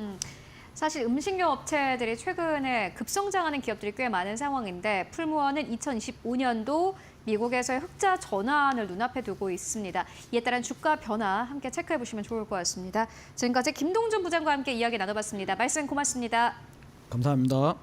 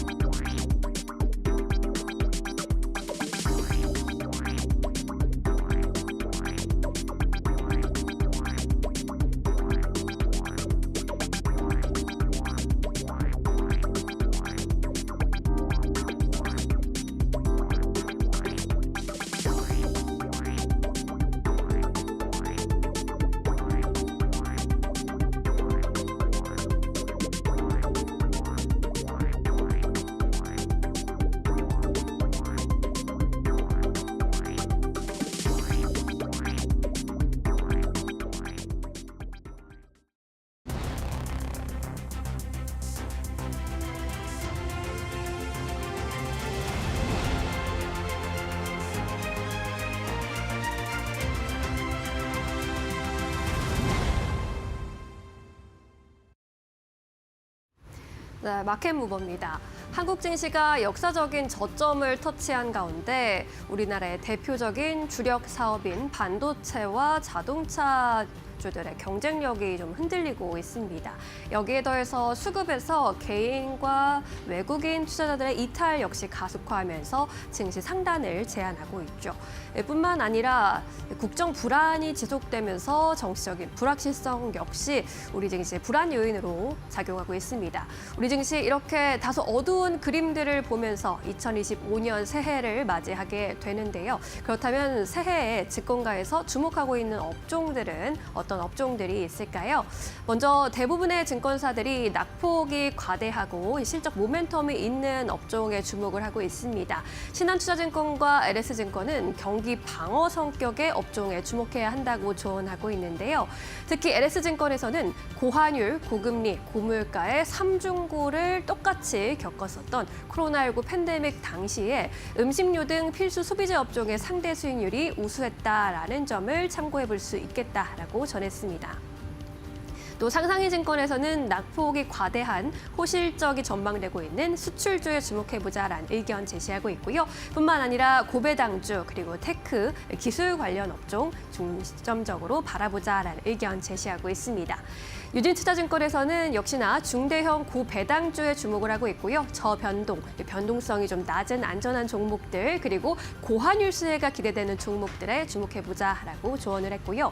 마지막으로 한국투자증권에서는 실적과 수급 모멘텀이 있는 고배당주에 역시나 비슷한 의견을 제시하고 있습니다. 이렇게 여러 가지 증권사들의 의견을 통합해 봤을 때 세 가지 업종으로 좀 압축을 해볼 수 있는데요. 다음 장에서 만나보도록 하겠습니다. 결국에는 음식료와 통신, 조선 업종이 2025년 상반기에 유망 업종으로 여전히 꼽히고 있습니다. 음식료 업종에서는 삼양식품과 농심, 오리온이 탑픽 종목들로 꼽히고 있는데요. 삼양식품은 글로벌 수요 확대에 힘입어서 연일 52주 신고가를 다시 써나가고 있죠. 통신주의 경우에도 KT, SK텔레콤, LG U+, 통신 3사가 배당 기대감 등으로 주목을 계속해서 받아가고 있는 상황입니다. 통신 3사 3사의 주가 등락률 살펴보시면 KT가 연초 이후로 올해 동안 30%의 수익률 기록하면서 코스피가 같은 기간 10% 가까이 내렸던 것에 비하면 괄목할 만한 오름세를 보여줬습니다. SK텔레콤과 LG유플러스 역시 연초 이후 12%, 7% 각각 성장하면서 견조한 오름세를 보여왔는데요. 경기 방어주 안에서 통신 3사에 계속해서 주목해보고 트럼프 2기의 출범이 트럼프 1기 때와 마찬가지로 통신주의 상승 랠리를 이끌 것이다라는 그런 전망이 힘을 받고 있습니다. 마지막으로 조선업종의 경우에도 상승 랠리가 꾸준히 이어지고 있습니다. HD 현대중공업 연일 사상 최고가를 다시 써나가는 흐름이고요. 하나오션과 HJ중공업의 주가 흐름도 굉장히 양호한 모습인데요. 조선주 역시 대외 변수에 큰 영향을 받지 않는 가운데 트럼프 2기의 최대 수혜주로 꼽히고 있죠. 또 뿐만 아니라 고환율 기조가 계속되고 있는 가운데 고환율 시대의 옥석이라는 평가도 받아가고 있습니다. K조선과 통신, 음식료 업종이 2025년 새해에도 주인공이 될 수 있을까요? 계속해서 지켜보시면 좋겠습니다. 마켓무버 전해드렸습니다. 네, 이어서 오늘 시장에서는 어떠한 이슈에 또 종목에 집중하면 좋을지 함께 이야기 나눠보도록 하겠습니다. 오늘도 두 분과 함께 해보도록 하겠습니다. 지시인포의 박근호 이사, 이델리온의 박정식 파트너 모셨습니다. 안녕하십니까? 안녕하세요. 네, 오늘 두 분과는 어떠한 이야기를 나눠보면 좋을까요? 바로 주제 공개해 보도록 하겠습니다. 오늘, 어제부터 오늘까지 시장을 뜨겁게 달구고 있는 이슈입니다. 테슬라의 주가가 연이어서 고공행진 흐름을 보여주고 있습니다. 관련주가 오늘 시장에서도 좀 움직이고 있는 상황인데 앞으로의 시장을 봤을 때 자율주행이냐, 충전 관련주냐, 이 두 가지를 놓고 테슬라 관련주 좀 선택을 해보도록 하겠습니다. 먼저 박근호 이사님 어떻게 보십니까? 꼭 두 개 중에 하나를 고르라고 한다라고 하면은 저는 이견이 없을 것 같은데 저는 자율주행 쪽입니다. 왜 꼭 고르라고 한다면이라는 전제가 붙으신 거죠? 뭐 두 개 다 이제 전기차 모멘텀이 있긴 하지만 사실 두 개를 한꺼번에 갖고 갈 수 있는 기업들도 사실 있거든요. 뭔가 숨겨진 기업이 있으신가 봐요. 뭐 한번 소개를 시켜드렸는데 이따 다시 한번 네. 말씀을 드려보도록 하겠습니다. 알겠습니다. 이어서 박정식 파트너님.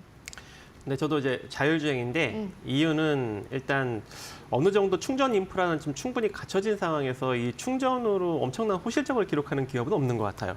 하지만 기술 장벽이 그렇게 높지 않기 예, 때문에. 하지만 이 자율주행은 아직까지 완전 자율주행이 상용화되지 않은 상황에서 이슈몰이를 좀 계속적으로 할 수 있는 그런 가능성 때문에 자율주행에 그나마 좀 만약에 관련주가 있다면 주가의 변동성에 조금 더 긍정적이지 않을까라고 생각을 합니다. 뭔가 약간 템베거를 놀리는 듯한 그러한 또 전략을 듣고 하는데 그렇다면 박근호 이사님 왜 자율주행을 보시고 자율주행과 충전을 모두 다 품은 기업은 네, 어딘지 궁금합니다. 일단 미국 쪽 기업도 지금 자율주행이랑 충전 관련 기업들의 주가가 좋지는 않아요. 사실 실질적으로. 일단 사실 테슬라만 주가가 좋죠. 그렇죠. 네, 충전 쪽에서 뭐 EV거나 차지 포인트 이런 기업들의 주가 좀 안 좋고 미국 쪽에서 이제 뭐 네노라 하는 어떤 자율주행과 관련된 기업도 모빌아이나인데 루미나 테크 같은 기업도 사실 주가가 이렇게 좋지는 않거든요. 근데 테슬라가 그 일론 머스크가 어떤 꿈을 품고 있는 사람이냐면 테슬라는 일론 머스크는 테슬라를 단 한 번도 자동차 회사라고 표현을 한 적이 없거든요. 로봇 회사라고 표현을 하긴 하는데 테슬라가 자동차를 많이 팔려는 이유는 뭐냐면 이 FSD, 풀 셀프 드라이빙의 데이터를 모으기 위해서 이제 자동차를 많이 파는 거거든요. 그 FSD 가격만 프로그램 가격만 1,000만 원이 넘기 때문에 최종 목표는 우리나라 현대차나 벤츠나 BMW나 기아 자동차 이런 자동차 완성차 회사들이 테슬라의 FSD를 쓰게 만드는 게 이제 목적이거든요. 실질적으로는 이제 일론 머스크의 목적은. 근데 지금 이제 뭐 테슬라 같은 건 2.5단계라고 표현을 하는데 2단계, 3단계의 차이가 뭐냐면 2단계는 사고가 났을 때 운전자가 책임을 지고 3단계는 사고가 났을 때 이제 제조사가 책임을 지는 게 가장 큰 차이라고 볼 수 있는데 저는 자율주행 쪽이 앞으로 엄청나게 발전을 할 거라고 생각을 하긴 합니다만은 그렇게 되려고 하면은 사실 자동차가 좀 많이 팔려야 되잖아요. 근데 아직까지는 조금 그냥 눈여겨서 보시면 될 것 같고 그냥 제가 항상 강조드리듯이 테슬라 관련해서 무엇을 살펴보기보다는 뭐 그것도 나쁘진 않습니다만은 테슬라가 무너졌을 때 그 기업들은 더 주가가 많이 빠지기 때문에 그냥 테슬라 쪽으로 가시는 게 낫고 네.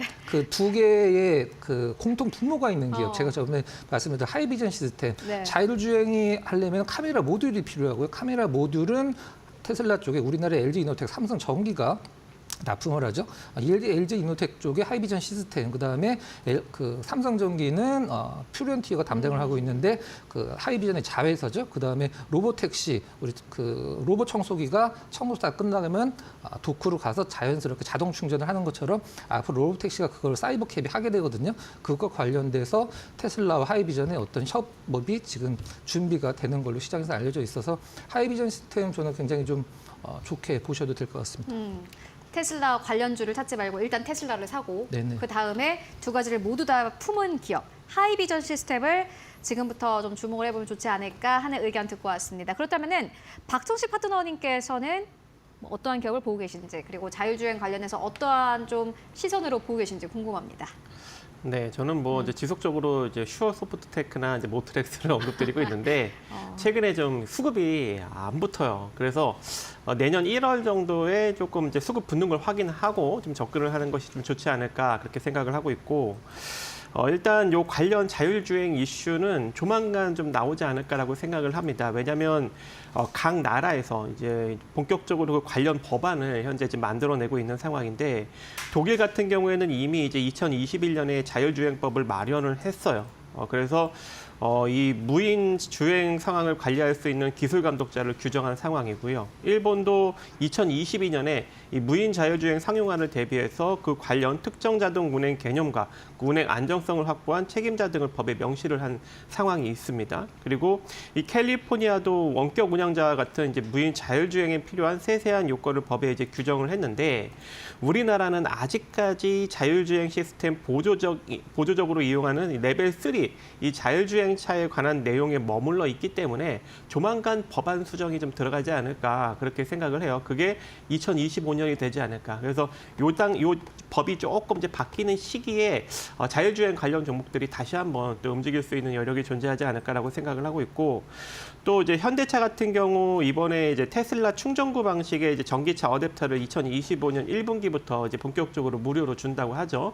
그것 때문에 테슬라가 강력한 상승력을 한 번 정도 만들어냈는데 아무래도 이제 테슬라의 이제 슈퍼차저 충전기, 고속 충전기가 일단 이 북미에서 차지하는 비율이 한 60% 정도가 되기 때문에 아무래도 좀 같이 편하게 좀 이용할 수 있게끔 만든 것으로 일단 보여지고 있고 현대차 그룹뿐만 아니라 일단 뭐 SK 이노베이션의 이제 ENS 같은 경우에도 이미 이제 2022년부터 미국 투자회사 페스키를 통해서 이 에버차지를 인수하고 이제 전기차 충전 시장에 본격적으로 막 뛰어들고 있는 그런 상황인데 아직까지 이쪽 사업이 좀 긍정적으로 엄청난 뭐 호실적을 기록하고 엄청난 뭐 사업 가치가 있는 것은 잘 모르겠어요. 그리고 아직까지 이런 이제 충전 관련 종목들이 시세가 그렇게 강하게 나온 것은 또 없기 때문에 충전 쪽보다는 좀 자율주행 쪽에 여러분들이 좀 초점을 맞춰서 내년도에 좀 수급이 붙을 때 접근을 해보시는 것이 좋지 않을까 이렇게 생각을 하고 있습니다. 네, 자율주행 그리고 충전 요 두 가지 모멘텀만 봤을 때는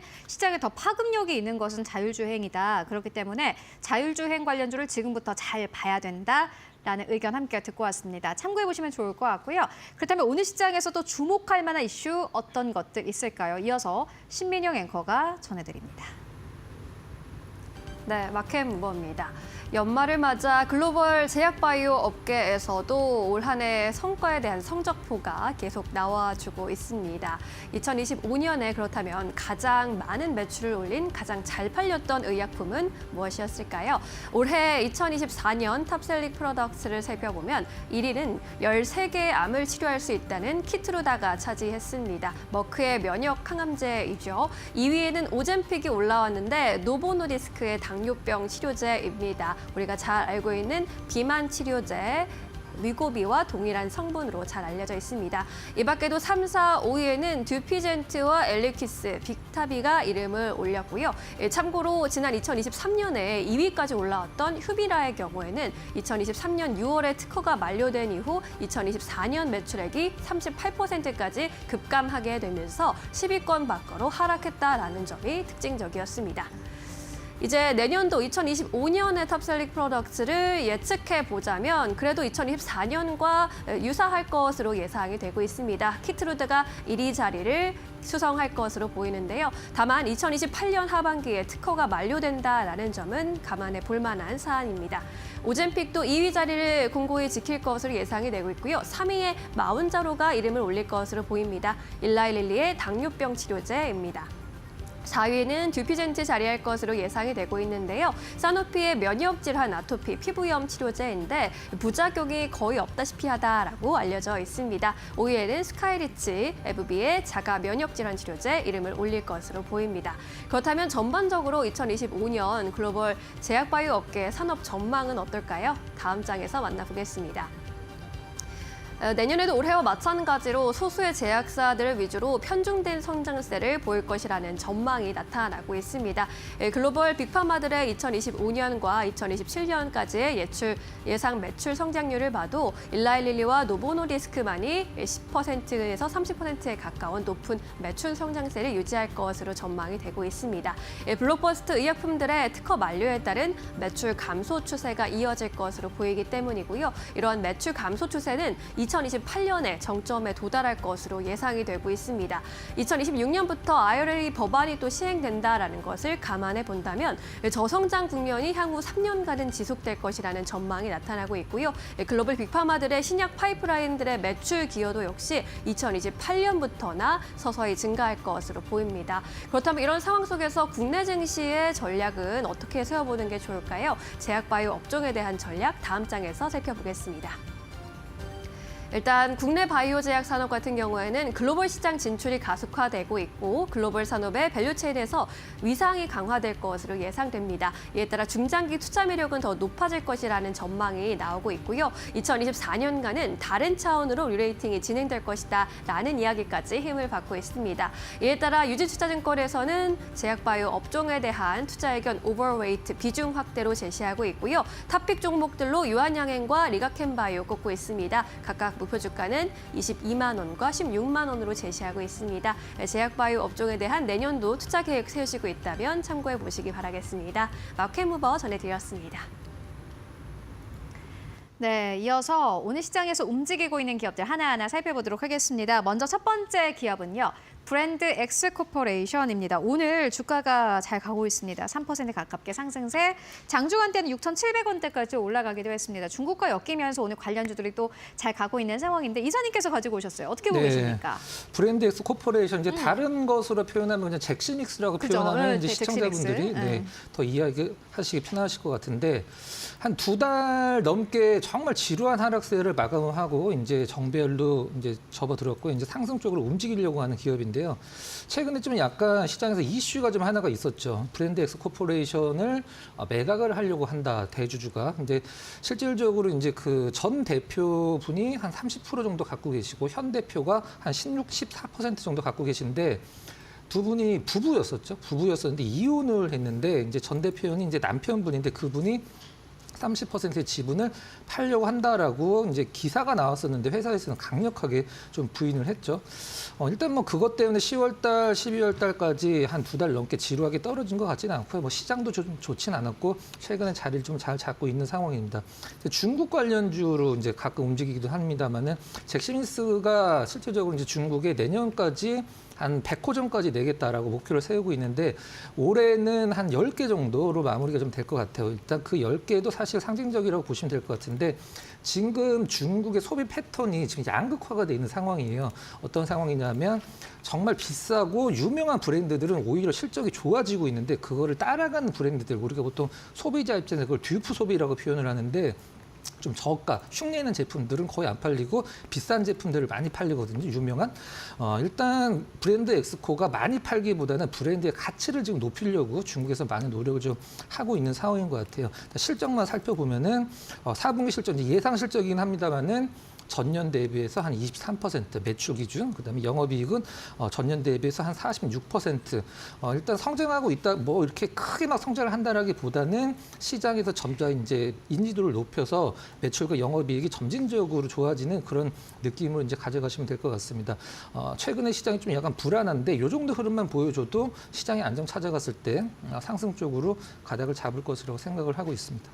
네, 알겠습니다. 브랜드엑스 코퍼레이션 함께 만나보고 왔습니다. 중국 관련 수혜주로 브랜드엑스 코퍼레이션 함께 언급을 해주셨고 최근에 또 주가가 많이 쉬어갔던 만큼 앞으로 주목해보면 좋겠다라는 생각이 듭니다. 이어서 두 번째 개파로 만나볼게요. 우리넷입니다. 역시나 마찬가지로 오늘 좀 강합니다. 1% 상승세. 장중에는 7,490원대까지 올라가기도 했는데 이 기업 어떻게 보십니까? 네, 그동안 이제 계속적으로 제가 이제 언급을 드렸던 종목들이 있죠. 이제 솔리드 그리고 코이버 이제 이런 종목들이 있는데 오늘 두 종목이 좀 강력한 상승 흐름을 만들었습니다. 일단 코이버 같은 경우에는 제가 4,600원, 500원대 언급을 드렸었는데 어느덧 6,400원대까지 지금 고점을 지금 키워나간 그런 상황이고요. 솔리드 같은 경우에도 제가 이제 지난 이제 5,000원대 초반대 이제 언급을 드렸고 그 밑으로도 계속 언급을 드렸는데 6,800원대까지 지금 상승력이 잘 나왔습니다. 그래서 후발로 이제 우리넷을 이제 볼 때가 됐다 이렇게 이제 언급을 해드리고 싶고요. 일단 이렇게 지금 이제 양자 이제 암호, 통신 장비 이제 이런 관련 종목들이 좀 올라가는 이유가 있죠. 왜냐하면 이제 구글의 이제 양자 암호 칩, 양자 컴퓨터 칩, 이 프로세서인 이제 윌로우. 이 윌로우의 이제 공개 이후로 계속적으로 지금 요 관련 섹터가 지금 부각을 받고 있는데 이번에 일단 중국에서 105 큐피트 프로세서인 이 쭈층즈 3.0이라는 것을 이번에 공개를 했습니다. 이게 뭐 검증된 논문은 아니지만 검증되기 전에 이제 미리 공개를 하면서 이 가장 빠른 슈퍼컴퓨터 프론티어가 해결하지 못한 것을 이 프로세서가 해결을 한다. 탑재한 컴퓨터가.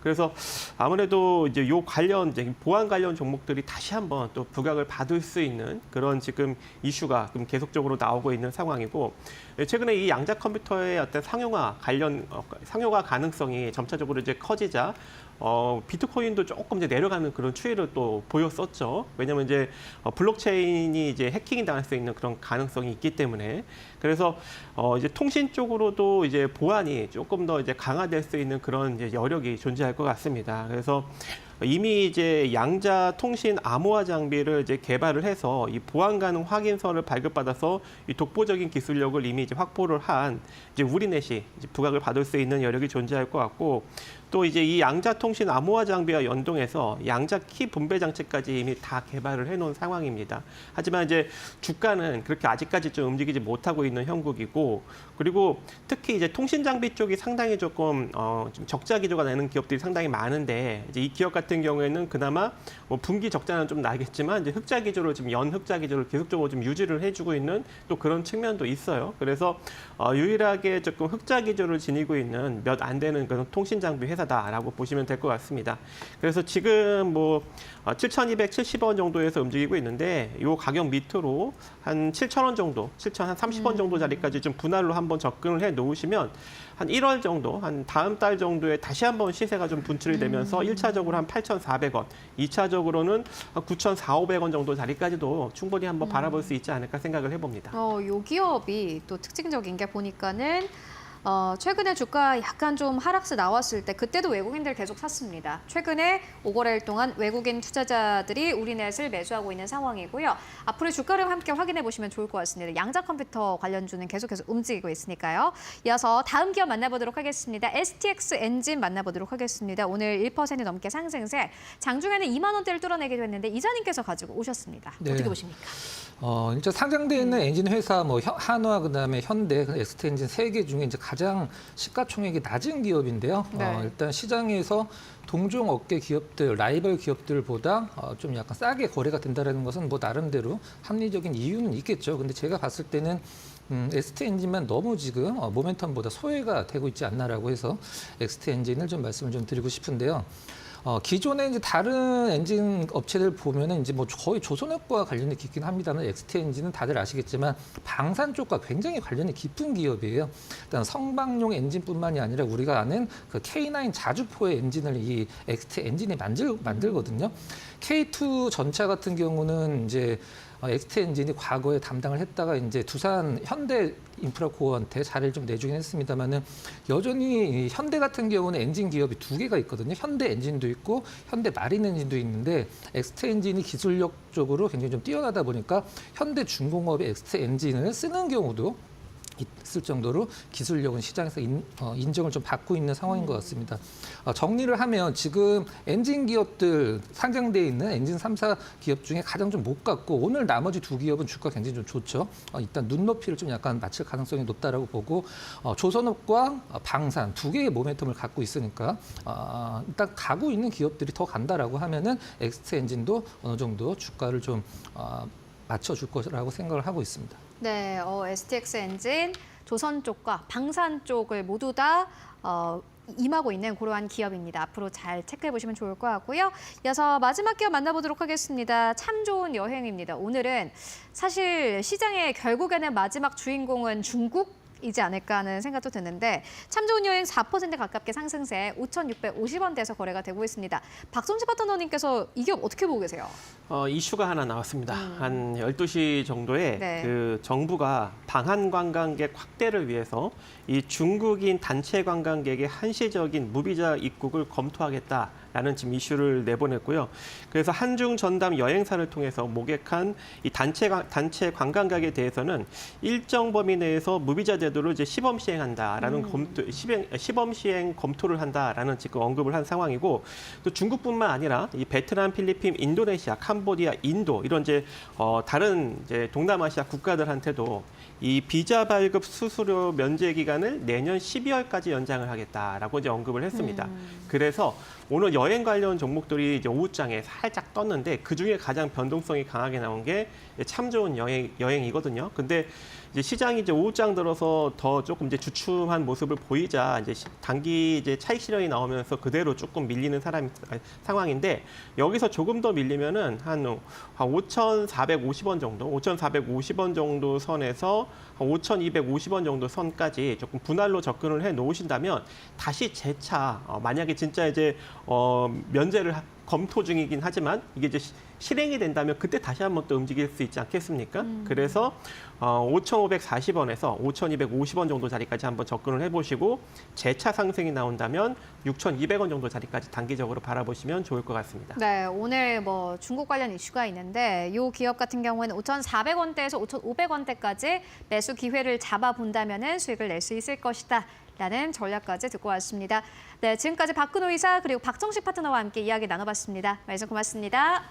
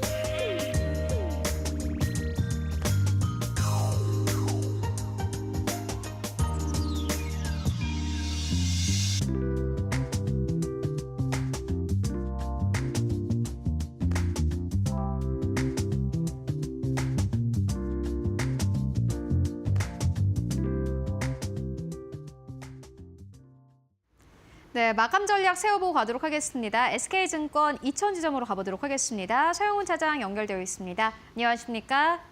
네, 안녕하세요. 네, 차장님 오늘 시장 마감 상황 어떻게 보고 계십니까?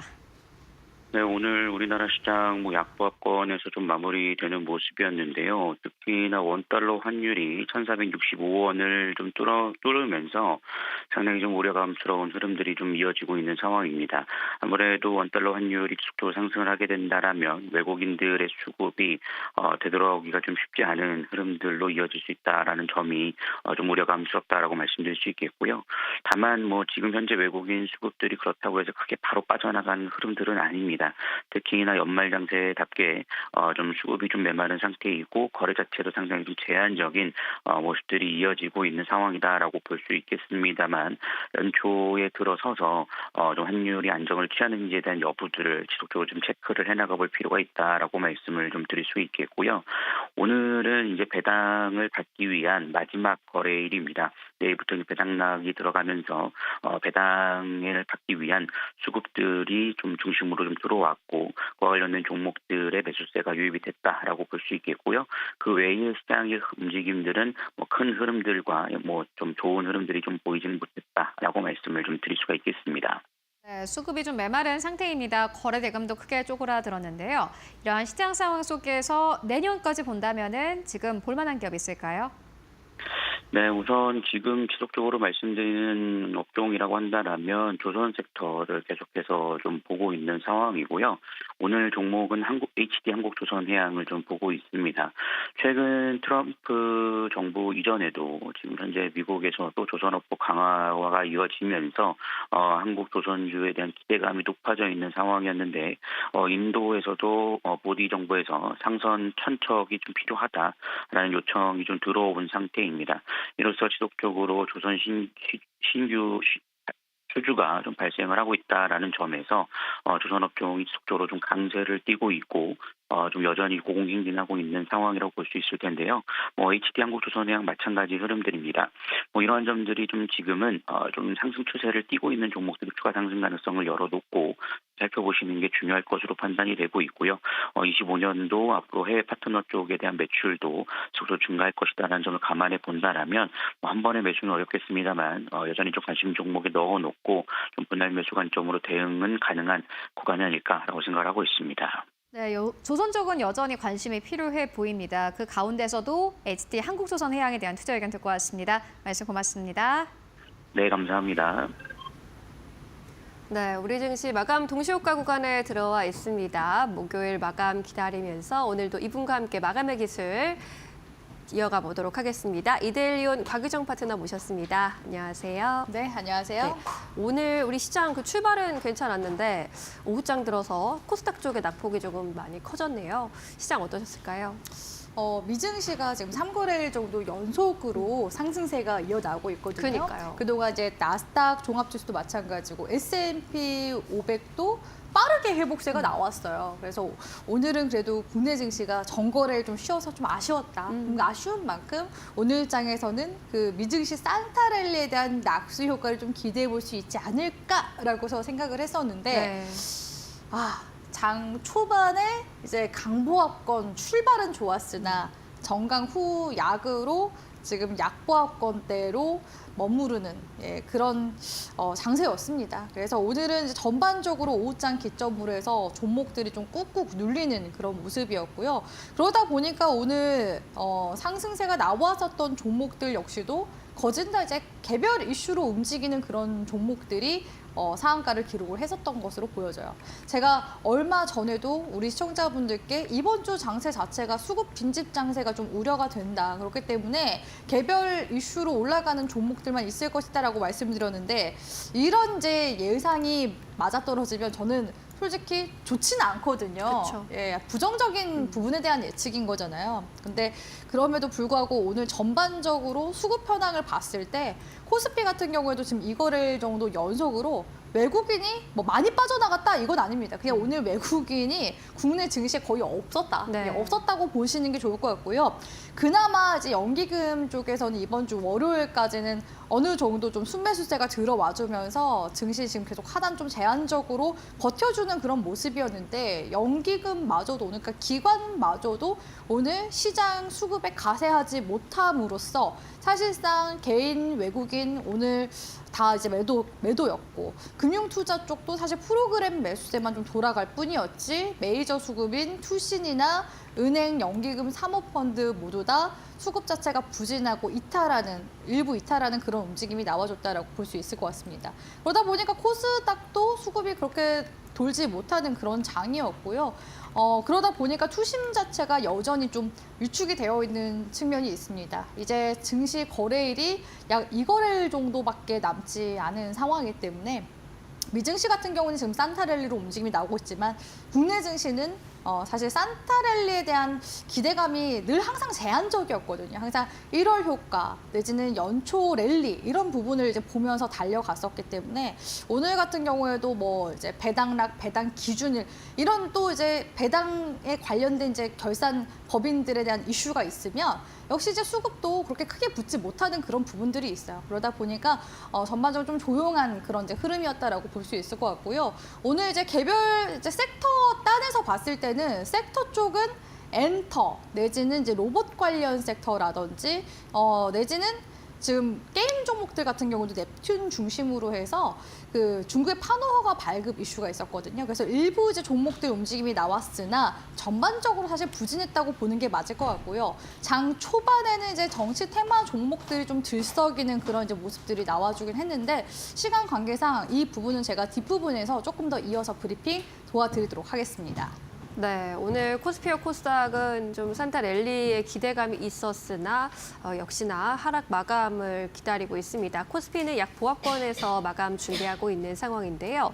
현재 2,430선 초반까지 내려왔습니다. 이 장중에는 2,449포인트까지 오르긴 했었는데 결국엔 전일 대비 8포인트 가까이 밀려나고 있습니다. 코스닥의 경우에도 0.7%대 약세 나타내면서 680선을 내줬고요. 670선 중반에 마감 기다리고 있습니다. 코스피 200도 약 보합권에서 마감할 것으로 보입니다. 오늘 수급을 보시면 개인과 외국인들의 이탈이 이어졌습니다. 수급이 좀 부진한 가운데 제한된 흐름이 이어졌고요. 기관만이 나홀로 소폭의 매수 우위를 보여줬고 개인은 1,000억 원 이상 팔아치웠습니다. 코스닥 시장도 수급 흐름은 비슷했습니다. 개인이 1,000억 원 이상 팔았고요. 기관이 1,000억 원대 매수 우위 기록했습니다. 외국인은 방향성을 계속 탐색했습니다. 우리 시장 마감합니다.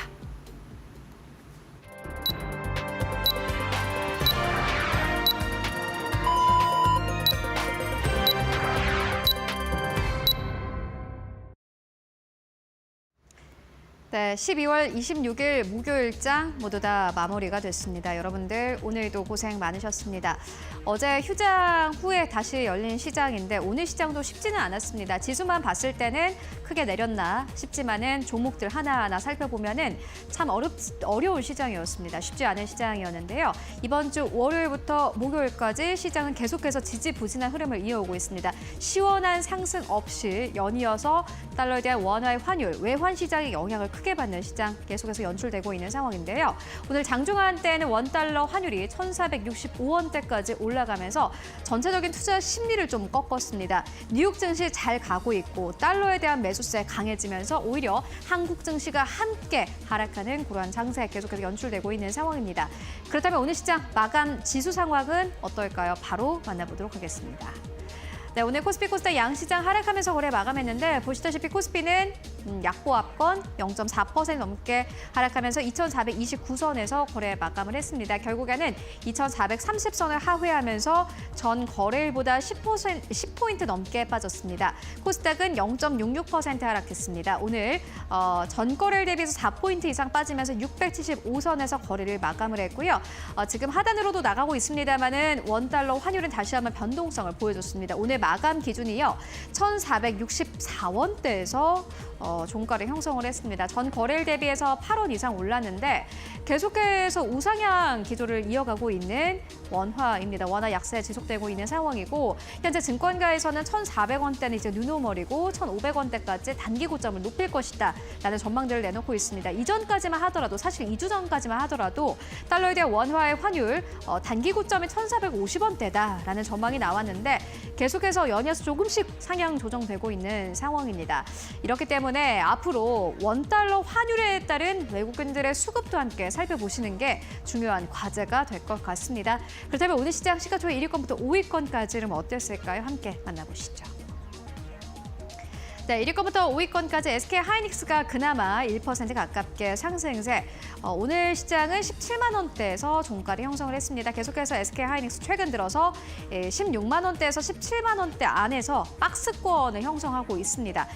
뉴욕 증시에서 엔비디아는 잘 가고 있지만은 그만큼 제 값어치를 인정받지 못하는 게 SK하이닉스고요. 삼성전자는 오늘 1% 넘게 내렸습니다. 53,600원대, LG엔솔 1% 넘게 조정, 삼성바이오로직스 약보합권, 현대차는 강보합에서 거래를 마감을 했습니다. 사실 원달러 환율이 좀 변동성이 나오면서 1,460원대까지 올라갔다라는 의미는 보시다시피 시가총 1위권부터 5위권까지 있는 기업들에게는 어떻게 보면 수혜입니다. 그럼에도 불구하고 오늘 시장에서 전혀 원달러 환율에 대한 수혜는 받지 못한 모습을 함께 확인하실 수 있고요. 6위권부터 10위권까지를 함께 만나보시죠. 네, 6위권부터 10위권까지 기아가 그나마 오늘 시장에서 강세 탄력을 보였습니다. 2% 넘게 상승세 102,900원대.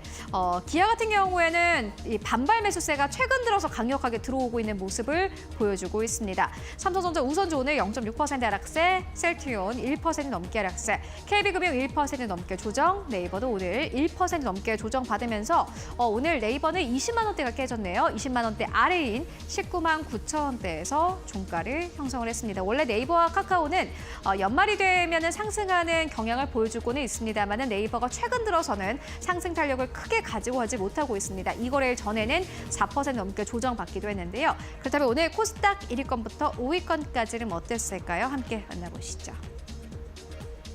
네, 오늘 코스닥 1위권부터 5위권까지 알테오젠이 1.8% 넘게 상승세에 나왔습니다. 제약바이오 안에서는 최근 들어서 순환매가 좀 돌고 있는 상황입니다.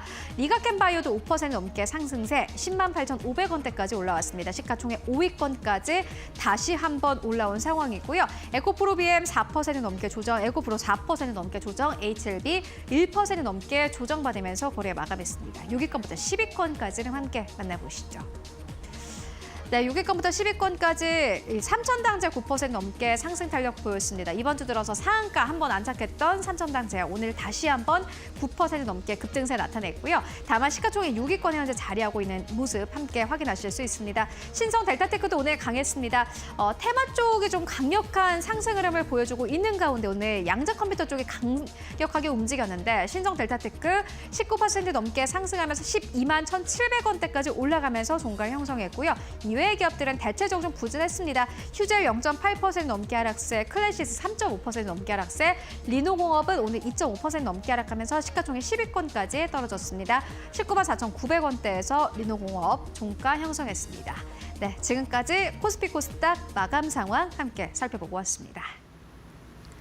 네, 코스피와 코스닥 모두 동반 약세를 보이면서 성탄절 이후 거래일 우리 증시는 약세로 마감하게 됐습니다. 1,460원대를 돌파한 원달러 환율 여전히 우리 시장에 큰 부담을 주고 있는 상황이고요. 올해도 이제 얼마 남지 않았습니다. 단 이 거래일만 앞두고 있는 상황인데 대내외적인 불확실성이 커지면서 조심스러운 기류가 또 커지고 있는 것 같습니다. 이런 상황에서 어떤 전략을 요할지 계속해서 이야기 나눠보겠습니다.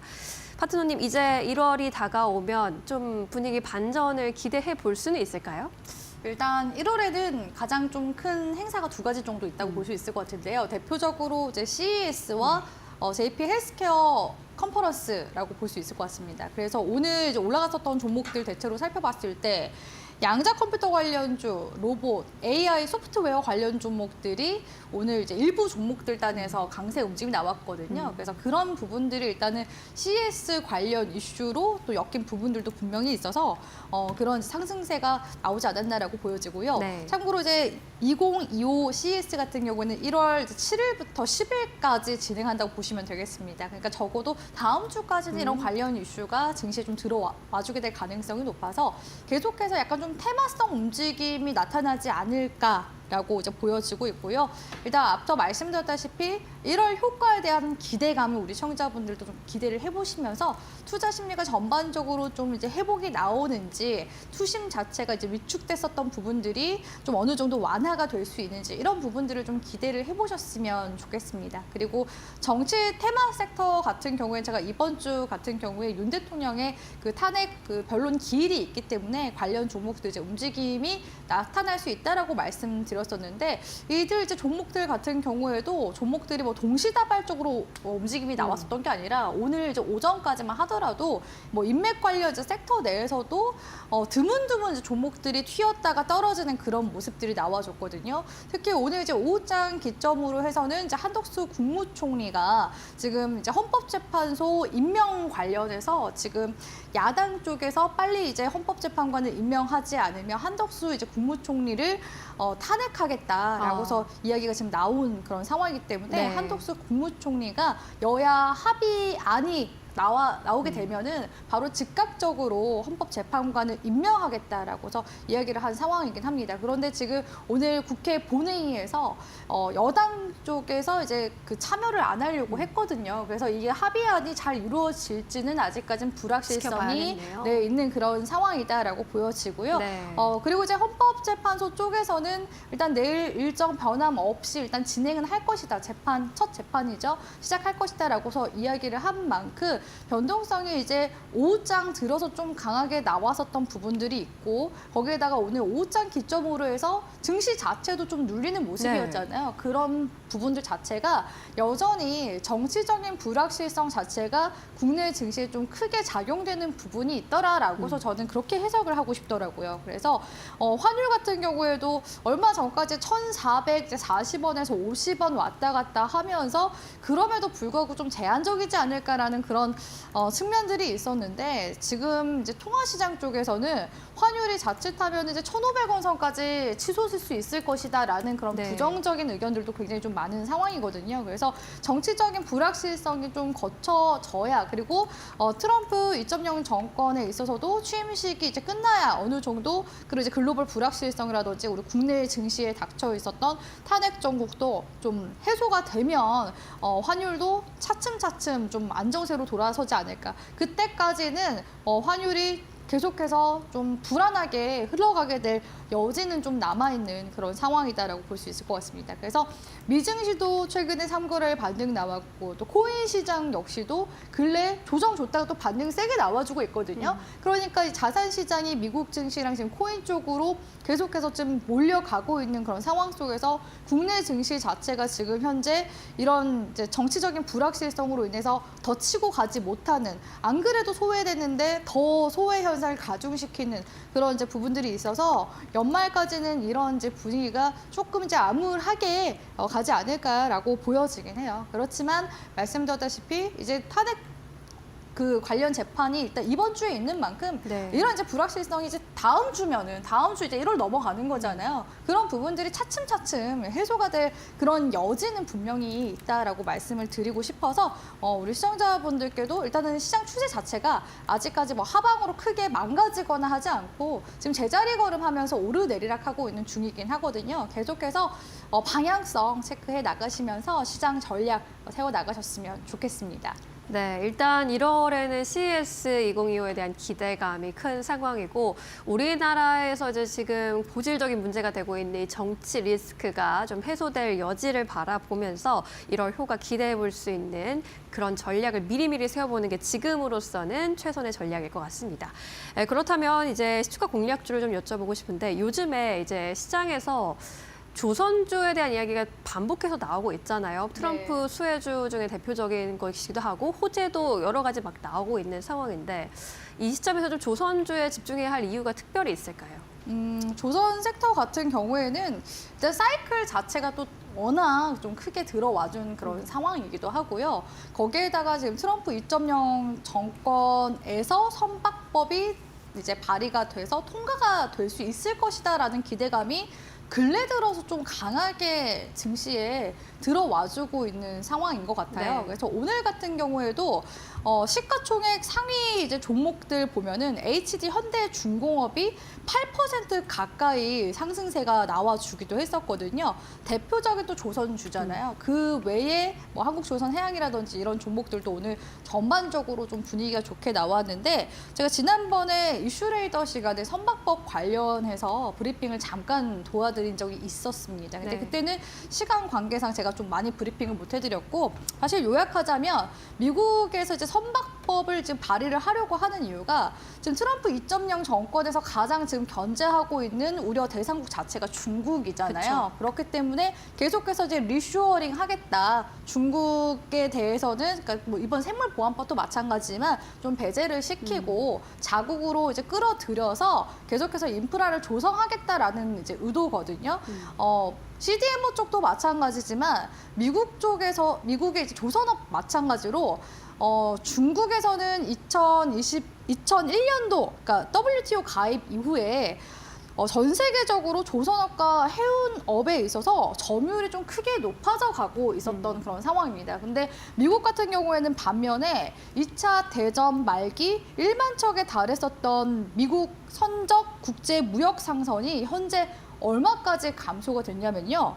1만 척에서 지금은 단 80척밖에 되지가 않는 그런 상황이라고 볼 수가 있겠습니다. 그러니까 전반적으로 지금 미국 조선업 자체가 많이 좀 위축되어 있고 약세라는 그런 이제 위기 의식이 작용이 된 것으로 보여지고요. 네. 미국 내에 있는 조선소 수도 감소가 됐는데 지금 미국 내에 있는 조선소 수만 하더라도 20곳 정도밖에 되지가 않는다고 합니다. 그마저도 이 조선소에서 상선이 아니라 대부분 군함 건조 목적으로 조선소가 이렇게 형성이 되어 있는 그런 상황이라고 볼 수 있죠. 보통 이제 상선 같은 경우에는 이제 운송하는 수단으로 많이 쓰고 있잖아요. 그러니까 상선을 만드는 조선소 자체가 지금 거의 전무후무한 그런 이제 상황이라고 볼 수 있을 것 같고요.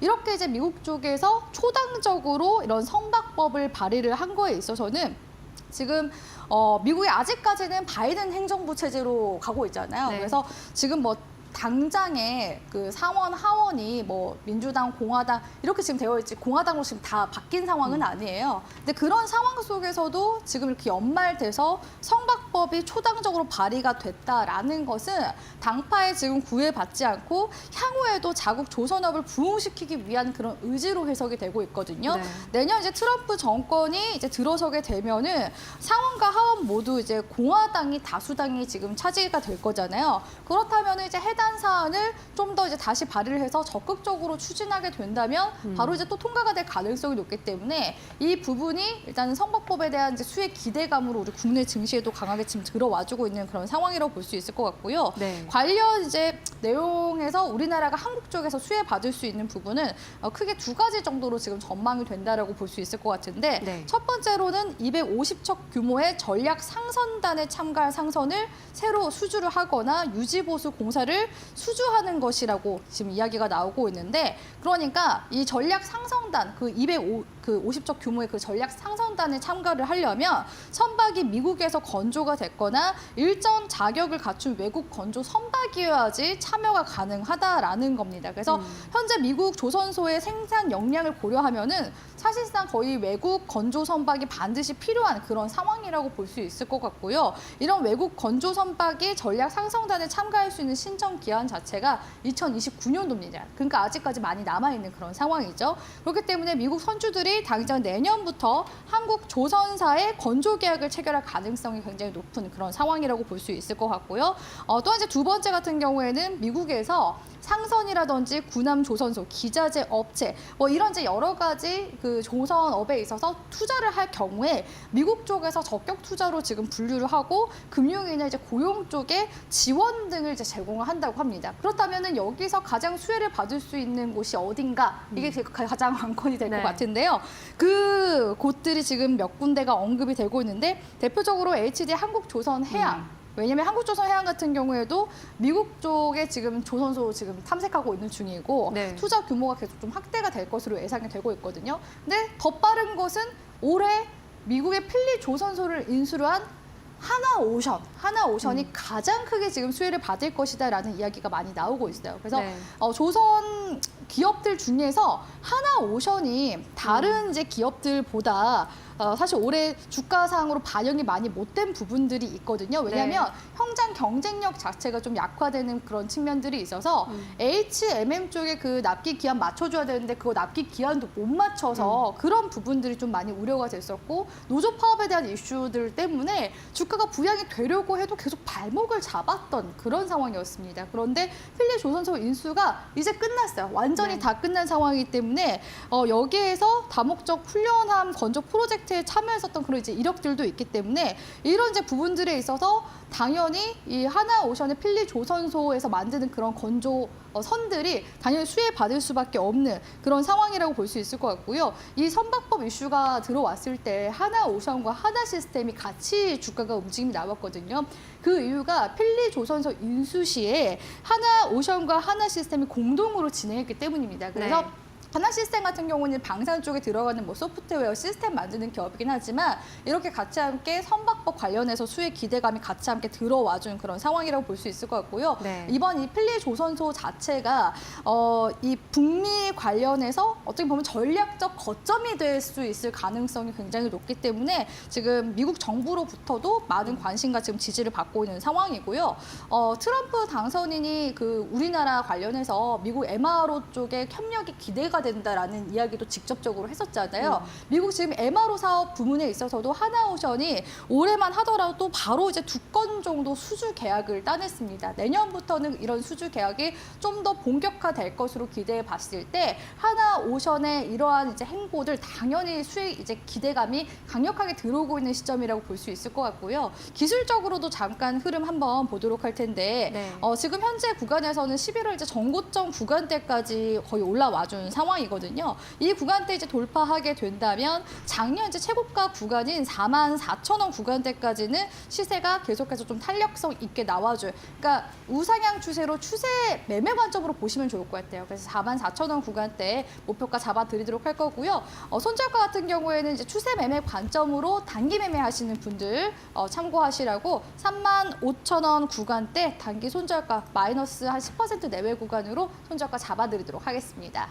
네, 조선주의 랠리가 이어지고 있습니다. 오늘 HT 현대중공업은 6거래일 연속 올라주기도 했는데요. 말씀해 주신 것처럼 최근에서 이제 미국 의회가 자국의 조선업 강화를 위해서 이제 선박법을 발의했고 업계 기대감 커지고 있습니다. 한국과의 협력 가능성이 또 커지고 있는 상황 속에서 또 오늘은 미국에 이어서 인도까지 주요국들의 협력 요청이 이어지고 있다라는 뉴스도 호재가 되었습니다. 하나오션 시초가 공략주로 꼽아봤고요. 미국 필라델피아 필리 조선소 인수 모멘텀이 가장 큰 모멘텀으로 꼽히고 있습니다. 목표가는 4,400원까지 바라보도록 하겠습니다. 오늘도 자세한 설명 잘 들었습니다. 고맙습니다.